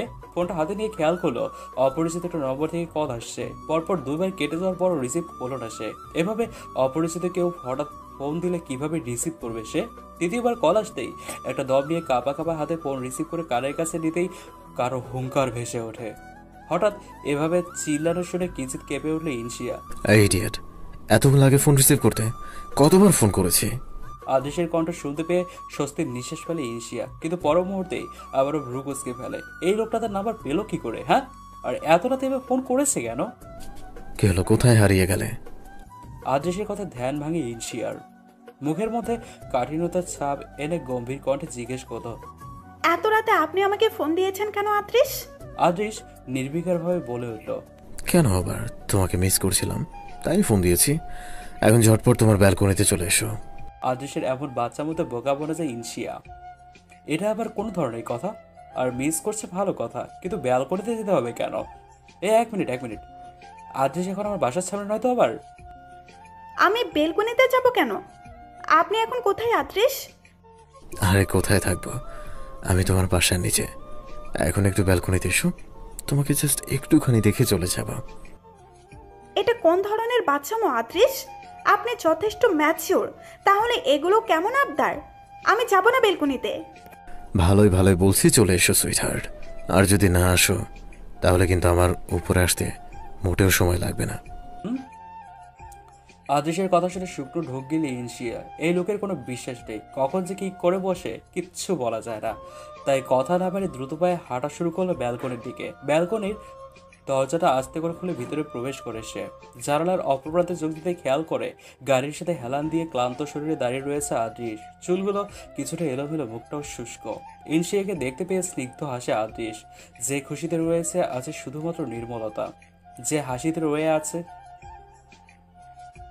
হাসিতে রয়েছে শুধুমাত্র নির্মলতা। ইনশিয়াকে এক পলক দেখতে পেয়ে নিমিষেই ঘুচে গেল শরীর থেকে সারাদিনের সব ক্লান্তি। কিছুক্ষণ তাকিয়ে থাকার পর কেন জানি এখনো ইনশিয়ারও আর অকওয়ার্ড লাগছে না, বরং ভালো লাগে কাজ করছে। এক পর্যায়ে আদৃশ বলে ওঠে, আচ্ছা যাও, এখন ঘুমিয়ে পড়ো সুইটহার্ট। সুইটহার্ট নামটা মস্তিষ্কে পৌঁছাতে চোখ বড় বড় করে ফেলে ইনশিয়া। এরপর মুখ বাঁকিয়ে ভেতরে চলে আসে আর আদৃশ্য মুচকি হেসে গাড়িতে গিয়ে বসে। ইনসিয়া, এই ইনসিয়া, কি রে ওর তাড়াতাড়ি। রোশানের ডাকাডাকিতে ঘুম ছুটে যায় চোখ থেকে ইনশিয়ার। চোখ মুখ কুচকে একটা হাই তুলে উঠে পড়ে সে। রোশানি আবারও জিজ্ঞেস করে, কি রে তুই বিছানা ছেড়ে এইভাবে ব্যালকনির ফ্লোরে ঘুমাচ্ছিস কেন এত ঠান্ডার ভেতরে? রোশানির কথা শুনে ইনশিয়া খেয়াল করে সে এতক্ষণ ব্যালকনির ফ্লোরেই ঘুমাচ্ছিল। খুব সম্ভবত যেটুকু সময় মনে পড়েছে কাল রাতে আদৃশ চলে যাওয়ার পর সে এখানে কিছুক্ষণ বসেছিল, তখনই হয়তো ঘুমিয়ে পড়েছিল। কিন্তু কাল রাতে যে আদৃশ এখানে এসেছিল সেটা তো রোশানিকে বলা যাবে না। তাই আমতা করে বলে উঠল, আসলে রাতে একটু অস্বস্তি লাগছিল, তাই একটু রিল্যাক্স হওয়ার জন্য বেলকনিতে এসে বসেছিলাম। কখন যে ঘুমিয়ে পড়েছি টেরই পাইনি। ইনশিয়ার প্রত্যুত্তরে রোশানি শুধু ছোট্ট করে ওহ বলে, আর ইনশিয়াও উঠে ফ্রেশ হওয়ার জন্য চলে যায়। আয়মান সাহেব মর্নিং ওয়াক শেষে বাড়ি ফিরে মিসেস সাইমা বেগম তার সামনে এসে নিউজ পেপার আর জুসের গ্লাসটা এগিয়ে দিলেন। আয়মান সাহেবও সোফায় আয়েশ করে বসে জুসটুকু এক চুমুকে খেয়ে নিলেন। মিসেস সাইমা আয়মান সাহেবকে উদ্দেশ্য করে বলে উঠলেন। আয়মান সাহেব স্ত্রীর কথা শুনে কিছুটা হতাশার সুরে বলে ওঠেন, অনেকদিন তো পার হয়ে গেল, আদৃশের ফেরার কোনো নাম গন্ধ নেই। ছেলেটা কবে যে ফিরবে আপনাকে জানিয়েছে কিছু? আর দিয়ান কি আদৌ আমার কাছে কিছু বলে? সে তো নিজের মন মর্জির মতো চলে, কখন কি করে কোথায় যায় কিছু বলে না। তবে আমি আমার একজন লোককে ইনফরমেশান কালেক্ট করার জন্য পাঠিয়েছি চট্টগ্রামে। তার থেকে জানতে পেরেছি আদিয়ান এখনও চট্টগ্রামে রয়েছে, তবে সেটা অফিসের কাজের জন্য নয়, কিন্তু কাজটা কি সেটা 2-1 দিনের মধ্যেই জানা যাবে। আয়মান সাহেবের কথায় প্রতিবারের মতোই মিসেস সায়েমা বেগম মাথা নিচু করে দীর্ঘশ্বাস ফেলেন। আচ্ছা, এই বাবা ছেলের সম্পর্কে ধরা ফাটল কবে জোড়া লাগবে? আজ 3টে ক্লাস হওয়ার কথা থাকলেও 2টো ক্লাস হয়, যার কারণে বাকি একটা ক্লাসের টাইমটুকু বেঁচে যায়। তাই ইনশি আর রুশানি প্রত্যেকবারের মতোই লাইব্রেরির দিকে পা বাড়ায়। মাঝপথে হঠাৎ রুশানি বলে ওঠে, এই ইনসু, এক কাজ কর, তুই লাইব্রেরিতে যা, আমি বরং 2 কাপ কফি নিয়ে আসি ক্যান্টিন থেকে। এমনিতেই প্রচুর ঘুম পাচ্ছে, আমি তাহলে গিয়ে নিয়ে আসি, তুই যা। রুশানির কথা ইনশিয়া আচ্ছা বলে লাইব্রেরির দিকে পা বাড়ালো, আর রুশানিও চলে যায় ক্যান্টিনের দিকে। লাইব্রেরির দরজার সামনে পৌঁছাতেই ইনশিয়ার পথ আটকে দাঁড়ায়। এভাবে কেউ সামনে এসে দাঁড়ানোর কারণে কিছুটা দূরে ছিটকে আসে ইনশিয়া। মাথা তুলে তাকাতে দেখে ঈশান দাঁত কেলিয়ে দাঁড়িয়ে আছে। ঈশানকে এখানে থেকে ভ্রু কুঁচকে যায় ইনশিয়ার। এটা কোন ধরনের আচরণ মিস্টার ঈশান? ইনশিয়ান পূর্বের মতো দাঁত কেলিয়ে বলে উঠল, সরি মিস ইনসিয়া, বাট তোমার সাথে আমার একটু জরুরি কথা ছিল। ইফ ইউ ডোন্ট মাইন্ড, আমরা কি একটু কথা বলতে পারি পার্সোনালভাবে? ঈশানের কথা শুনে ইনশিয়ার গলা ইতিমধ্যে শুকিয়ে কাঠ হয়ে গিয়েছে। এই রে, এখন কি করব? এই ঈশান আবার আমাকে কি বলবে? কই যে ফেসে গেলাম। রুশি, কোথায় তুই? মনে মনে কথাগুলো বলে ওঠে ইনশিয়া। কিন্তু অনেকক্ষণ পরেও রুশানি না আসার কারণে এক প্রকার বাধ্য হয়ে ঈশানের সাথে লাইব্রেরিতে ঢুকে ইনশিয়া। না না, আমি এটা কখনোই করতে পারবো না, ইম্পসিবল, আমার দ্বারা এগুলো সম্ভব না। ইনসিয়া একদমে বলে ফেললো কথাগুলো। ঈশান রিকোয়েস্ট করে বলে, প্লিজ ইনসিয়া, তুমি একমাত্র আমাকে হেল্প করতে পারো, না হলে আমি বেচারা সারা জীবন দেড়দাস হয়ে বসে থাকা লাগবে। প্লিজ ইনসিয়া, মানা কর না, আর সব কাজ তো আমিই করব, তুমি জাস্ট আমাকে হেল্প করবা। কিন্তু রুশানি জানলে নিশ্চিত আমাকে কেলানি দিবে। ওসবের চিন্তা করা লাগবে না তোমার, আমি আছি তো। কি আর করার, ঠিক আছে। ঠিক তখনই রুশানি 2টো কফি কাপ নিয়ে লাইব্রেরিতে প্রবেশ করে। সরি ইয়ার ইনসু, দেরি হয়ে গেল। কি করব বল, ক্যান্টিনে অনেক ভিড় ছিল। কথাগুলো বলতে বলতেই ইনশিয়ার দিকে চোখ যেতে ভ্রু কুঁচকে ফেলে রুশানি। এরপর টেবিলের উপর কাপ 2টো রেখে জিজ্ঞেস করে, আপনি এখানে কি করছেন মিস্টার ঈশান? আমি তো এসেছিলাম বই কালেক্ট করতে, বাট আপনাদের এখানে দেখে ভাবলাম কিছুক্ষণ সময় কাটানো যায়। অনিচ্ছা সত্ত্বেও মুখে একটা মেঘি হাসি ঝুলিয়ে রুশানিও বসে পড়ল। লাইব্রেরি থেকে সময় কাটানোর পর বাসার দিকে রওনা দিল ইনশিয়ার রুশানি। মাঝ রাস্তায় হঠাৎ ইনশিয়ার ফোনে টুং টুং শব্দ করে পরপর 3বার মেসেজ আসলো। মেসেজ চেক করতেই সেখানে গুটি গুটি অক্ষরে লেখা, প্ল্যান রেডি, সব কিছু ডেকোরেশন করাও শেষ, এখন শুধু তোমাকে যেটা বলেছি সেটা আগামীকাল করতে হবে। লেখাটা পরে একবার শুকনো ডুব গিলে নিল ইনশিয়া। আগামীকাল কি ঘটতে চলেছে কে জানে। সকাল থেকেই আদেশের মেজাজটা চড়ে রয়েছে। এক হলো সে জেনেছে তার বাবা নাকি একজন লোককে পাঠিয়েছে তার খোঁজ খবর তার বাবাকে পাঠাতে, আর দ্বিতীয়ত আজকে সারাদিন একবারও ইনশির সাথে কথা হয়নি, দেখা হয়নি। মোবাইলটা হাতে নিয়ে খেয়াল করে 7:53 বাজে। কল লিস্ট ঘেটে ইনশিয়ার নম্বর বের করে কয়েকবার ফোন করলেও রিসিভ হচ্ছে না। একটানা 10-12 বার ফোন দেওয়ার পরেও ইনশিয়া রিসিভ করেনি, অথচ রিং ঠিকই হচ্ছে। এমনিতেও রাগ ছিল, তার উপর এভাবে ইগনোর করায় রাগের জন্য হাতে থাকা ফোনটা মেঝেতে ছুঁড়ে মারে আদেশ। ফলশ্রুতিতে ফোনটা টুকরো টুকরো হয়ে যায়। না, এই মেয়েটা তো কেয়ারলেস কেন? কিছু একটা তো করতে হবে। কাল সকালে দেখা হবে মিস ইনসিয়া। পরদিন সকালে। Thank you so much Inshia, just তোমার কারণে আমি কাজটা করতে পেরেছি, থ্যাঙ্কস আ লট। বলেই আচমকা ঈশান ভরা ক্যাম্পাসে ইনশিয়াকে জড়িয়ে ধরল। ইনশিয়াও ঈশানের কাজে হতবাক হয়ে যায়। আদ্রিস সবেমাত্র ভার্সিটিতে প্রবেশ করেছিল। আজকে ভেবেছিল ইনশিয়াকে নিয়ে কোনো একটা কফি শপে যাবে, কিন্তু ঈশান আর ইনশিয়াকে এই অবস্থা দেখে রাগে ক্ষোভে চল শক্ত হয়ে আসে আদ্রিসের। চোখের সাদা অংশ যেন ক্রমশ রক্তবর্ণ ধারণ করেছে। দ্রুত পায়ে হেঁটে ইনশিয়াকে এক ঝটকায় সরিয়ে নিয়ে আসে আদ্রিস। পেছনে ফিরে আদ্রিসকে দেখতে ভয়ে রুহ কেঁপে ওঠে ইনশিয়ার। সে ঘুণাক্ষরেও বুঝতে পারেনি এমন অবস্থায় ঈশানের সাথে তাকে দেখতে পাবে, আর আদ্রিসের হিংস্র রূপ দেখে বেশ ভয় পায় সে। অন্তত এতটুকু বুঝতে পেরেছে আজ কোনো কিছু ভয়ঙ্কর হতে চলেছে। ইনশিয়ার বাম হাত টেনে ভার্সিটির বাইরের দিকে যেতে থাকে আদ্রিস। অনেকটা জোরে চেপে ধরে ইনশিয়ার হাত লালচে হয়ে গিয়েছে। আদ্রিস কি করছেন? ছাড়ুন আমার হাত, লাগছে আমার। সেসব কথা ভ্রুক্ষেপ না করে গাড়ির দরজা খুলে ফ্রন্ট সিটে বসিয়ে দেয় ইনশিয়াকে। এরপর তার দিকে কিছুটা সিট বেল্ট লাগাতে গেলে ইনশিয়া বলে ওঠে, কি করছেন আপনি আদ্রিস? কোথায় নিয়ে যাচ্ছেন আমাকে? ছাড়ুন আমাকে বলছি, ছাড়ুন। আর কিছু বলতে পারলো না ইনশিয়া। আদ্রিসের চোখ গরম করে তাকানো দেখে বেচারি ভয়ে চুপসে যায়। রাগটাকে কন্ট্রোল করার চেষ্টা করছে আদ্রিস, কিন্তু তাতে তেমন কোনো লাভ হলো না। এলোমেলোভাবে ড্রাইভিং করার জন্য ইনশিয়া বেশ ভয় পেয়ে যাচ্ছে। আদ্রিস প্লিজ, আস্তে ড্রাইভ করুন, আমার ভয় করছে। আর আপনি আমাকে কোথায় নিয়ে যাচ্ছেন, কিছু তো বলবেন নাকি? ইনশিয়ার কথায় হঠাৎ করে ব্রেক কষে আদৃশ, যার কারণে ইনশিয়া অনেকটা ঝুঁকে গিয়েও ঝুঁকলো না সিট বেল্ট থাকার কারণে। খুব ভালো লাগে তাই না অন্য ছেলেদের সাথে চিপকে থাকতে? আদৃশের কথার অর্থ বুঝতে না পেরে ইনশিয়া কিছু বলবে, তারপরে আদৃশ একদম ঝুঁকে যায় ইনশিয়ার কাছে। ইনশিয়া খেয়াল করে আজ ওই গভীর নীল চোখ জোড়াতে রয়েছে ভীষণ রকমের ক্ষোভ। পুরোটা শেষ হওয়ার আগে ইনশিয়ার মুখ বন্ধ হয়ে যায়, কেননা তার আগে আদৃশ ইনশিয়ার ঠোঁট যুগল নিজের দখলে নিয়ে নিয়েছে, আর সেটার উপরেই যেন নিজের সমস্ত রাগ ক্ষোভ নিবারণ করার চেষ্টা চালিয়ে যাচ্ছে। ইনসিয়া যেন এখনো কোনো বড় শকের ভিতর রয়েছে, যার কারণে বোধহয় একদম মূর্তিতে পরিণত হয়েছে। মিনিট 5 পর আদৃশ ইনসিয়ার ঠোঁট জোড়া ছেড়ে দিল। জোরে জোরে শ্বাস নিতে থাকে ইনসিয়া, যেন এতক্ষণ বহু কষ্টে নিজের নিঃশ্বাস আটকে রেখেছিল। আর এদিকে আদৃশ গাড়ির দরজা খুলে বাইরে গিয়ে দাঁড়ায়। রাগে মাথার চুলগুলো হাত দিয়ে টেনে ধরেছে আর জোরে জোরে দম ফেলে। কিন্তু পর মুহূর্তে যখন মনে পড়ে একটু আগে সে ইনসিয়ার সাথে কি করছে, তাতে নিজেই নিজের প্রতি রাগ হয় আদৃশের। ড্যাম ইট, আদৃশ, এটা তো কি করলি? এইভাবে ইনসিয়াকে কষ্ট না দিলেও পারতি। ইনসিয়া যদি এখন আমাকে ভুল বোঝে তাহলে, কিন্তু আমি বা কি করবো? ওই সময় ইনসিয়াকে ঈশানের সাথে দেখে মাথা একদমই ঠিক ছিল না।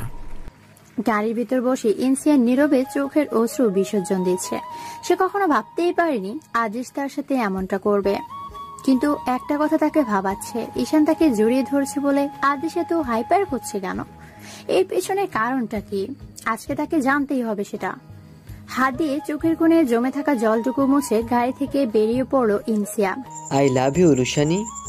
কথাটি কর্ণপাত হতেই তড়িৎ গতিতে পেছনে পেয়ে এলো রোশানি।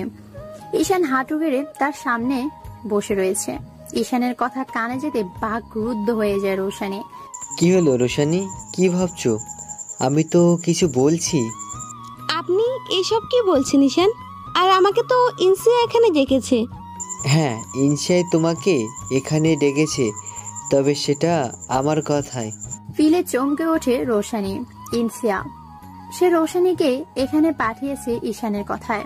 তার মানে ইনসিয়া সবটা জানতো, জেনেও তাকে কিছু কেন বলল না? রোশানির ভাবনায় ছাদ পড়লো ঈশানের কাঁপা কাঁপা গলায়। কি হলো রোশানি, তুমি এভাবে দাঁড়িয়ে রয়েছো কেন? আমি কি কোনোভাবেই তোমাকে হার্ট করেছি?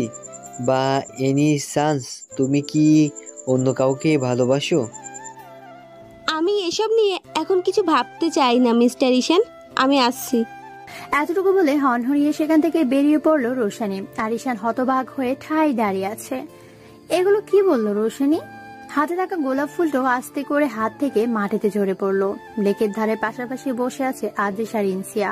দুজনের মাঝেই পিনপতন নীরবতা। লেকের স্রোতে শো শো আওয়াজ কানে ধেয়ে আসছে। অনেকক্ষণ সময় অতিবাহিত হওয়ার পর নীরবতার সমাপ্তি ঘটিয়ে আদৃশ বলে উঠল, ঈশানের সাথে তোমার কি চলছে? আদৃশের কথায় পাশ ফিরে তাকায় ইনসিয়া, তারপর বলে, কিছুই না।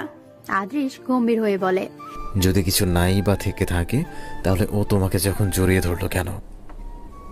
বলো, আমি সোজাসুজি বলতে বলছি, বলে দাও। ইনসিয়া বিরক্ত হয়। লোকটা তাকে বারবারই একই প্রশ্ন কেন করে যাচ্ছে।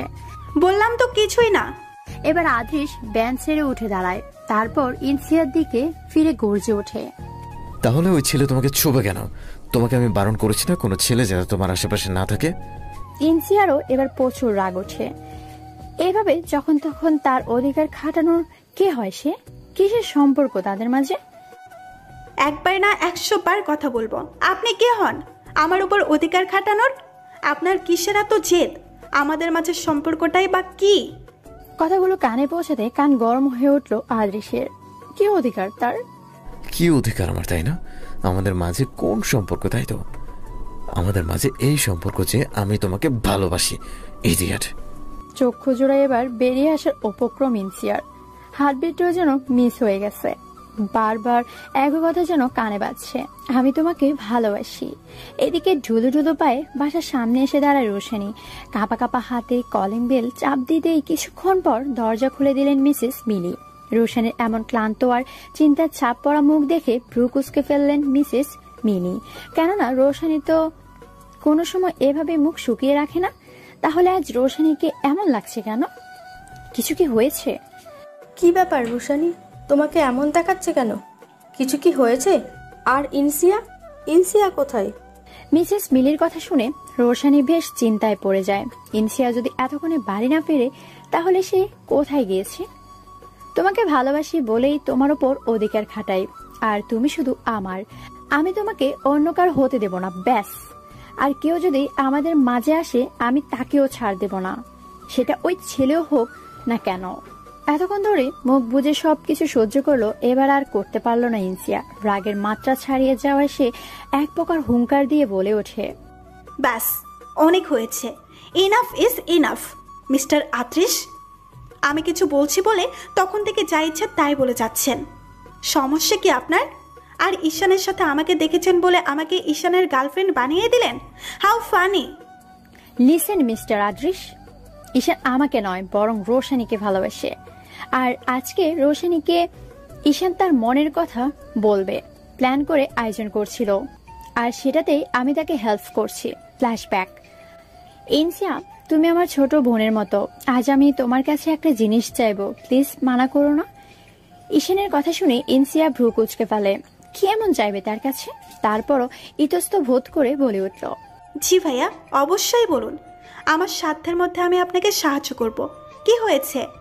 ঈশান হালকা মাথা চুলকে বলে ওঠে, আসলে কিভাবে যে বলবো, আমি আসলে না মানে তোমার ফ্রেন্ড রোশানি আছে না, actually I of you love with Roshani, আর আমি ওকে এই কথাটা জানাতে চাই।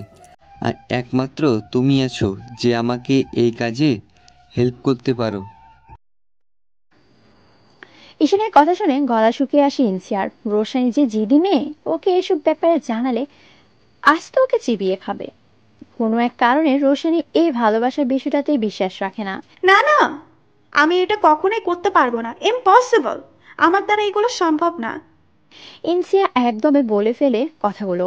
ঈশান রিকোয়েস্ট করে বলে, প্লিজ ইনসিয়া, তুমি এক কথায় আমাকে হেল্প করতে পারো, নাইলে আমি বেচারা সারা জীবন দেবদাস হয়ে বসে থাকা লাগবে। প্লিজ ইনসিয়া, মানা করো না। আর সব কাজ তো আমিই করব, তুমি জাস্ট আমাকে হেল্প করবে। ইনসিয়া এক প্রকার বাধ্য হয়ে রাজি হয়ে যায় বর্তমানে। আর সেজন্যই আজকে সকালে ঈশান ভাইয়া আমাকে জড়িয়ে ধরছিল। আমি নিজেও ভাবিনি সে আমাকে জড়িয়ে ধরবে হঠাৎ করে। সবটা শুনে আদ্রিস যেন বাকরুদ্ধ। সে কিভাবে পারলো ইনসিয়াকে ভুল বুঝতে, আর তার সাথে কতটাই না খারাপ বিহেভ করছে। তাই কম্পনরত কণ্ঠে বলে উঠল, ইনসিয়া, লিসেন, আমি বুঝতে পারিনি, আমার বোঝা উচিত ছিল, প্লিজ ফরগিভ মি। আমি আর কিচ্ছু শুনতে চাই না মিস্টার আদ্রিশ, আমার দেরি হয়ে যাচ্ছে, আমাকে বাসায় ফিরতে হবে।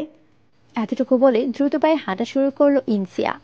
আদেশ পেছন থেকে কয়েকবার ডাক দিল, কানে সেটা পৌঁছালো না তার। আলোকে দুজনের মাঝে নতুন অধ্যায়ের সূচনা ঘটবে। রুমের দরজাটা আস্তে আস্তে খোলে ইনসিয়া। সামনে চোখ দিতেই খেয়াল করে রোশনি বিছানায় উপরে হয়ে শুয়ে আছে। ফ্যানের বাতাসের কারণে চুলগুলো এলোমেলো হয়ে যাচ্ছে বারবার।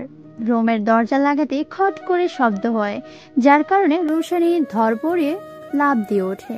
ইনসিয়া মাথা নিচু করে সাইড ব্যাগটা টেবিলের উপর রাখে, তারপর ধীর পায়ে খাটের সামনে গিয়ে দাঁড়ায়। রোশনি মুখটাকে গম্ভীর করে বসে রয়েছে।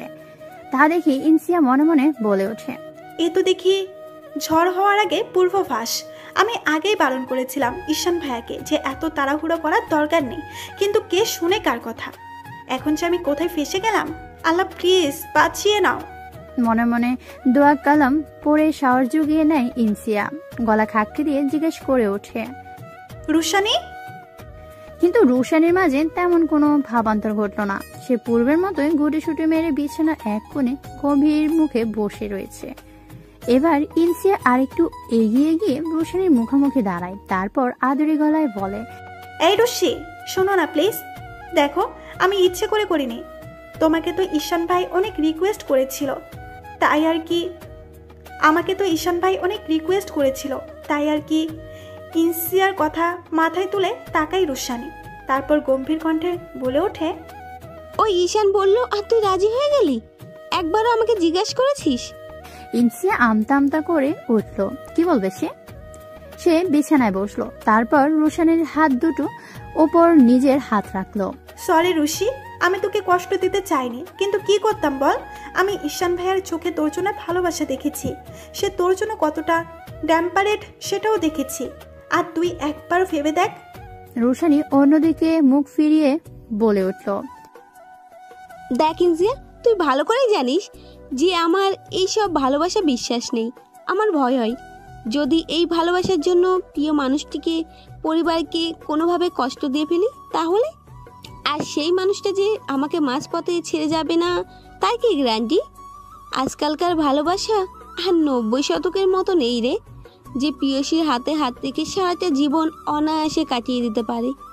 ভালোবাসবে কথা দিয়েও, কিন্তু মাঝপথে সে হুট করেই কোনো একটা বাহানা দিয়ে হাত ছেড়ে চলে যাবে, আর এটাই আমার সবচেয়ে বড় ভয়। রুশানের কথা শুনে ইনসিয়া গভীর শ্বাস ফেলে। মেয়েটা সত্যি অনেক ইমোশনাল, তবে কথাগুলো মিথ্যে নয়। আমি তোকে ফোর্স করব না, তোর যা মনে হবে তুই সেটাই করিস। তবে আমার কথা মনে হয় না যে ঈশান ভাইয়া মিথ্যে বলছে। আমার মনে হয় সে তোকে সত্যিই ভালোবাসে। ইনসিয়ার কথা শুনে রুশানি ঘাড় ঘুরিয়ে চোখ ছোট ছোট করে ইনসিয়ার দিকে তাকায়, তারপর বলে ওঠে, এতই যখন ভালোবাসায় পিএইচডি ডিগ্রি অর্জন করেছিস, তাহলে আদিশ ভাইয়ার ভালোবাসা বুঝিস না কেন? তোর তো এটা ভালো করে বোঝা দরকার, that is he real loves you. গম্ভীর কণ্ঠে কথাগুলো বলল রুশানি। আর এদিকে রুশানির কথাগুলো কর্ণপাত হতেই ইনসিয়া বিস্ময়ের চরম পর্যায়ে পৌঁছে যায়। ছাদের কার্নিশ ঘেঁষে দাঁড়িয়ে রয়েছে ঈশান। হাতে থাকা জ্বলন্ত সিগারেটের ধোঁয়ায় আচ্ছন্ন হয়ে গেছে চারপাশ, আর এই জ্বলন্ত অংশটুকু ছাই হয়ে মিশে যাচ্ছে বাতাসের সাথে। সিগারেটের জ্বলন্ত শেষ অংশ কখন যে আঙুলের কাছে পৌঁছে গেছে সেদিকে খেয়াল নেই ঈশানের। সে তো আনমনেই দূরাকাশের পানে চেয়ে রয়েছে। এমনটা না হলেও পারত। আচ্ছা, রোশানি এমনটা করেন কারণ কি? ও কি অন্য কাউকে ভালোবাসে? না না, এমনটা হলে আমি জানতে পারতাম। তবে কি সেই কারণ? কানে হেডফোন গুঁজে আনমনে গুনগুন করতে করতে ছাদে উপস্থিত হয় ইশপিতা চৌধুরী। ইন্টার দ্বিতীয় বর্ষের ছাত্রী, কিছুটা শান্ত প্রকৃতির।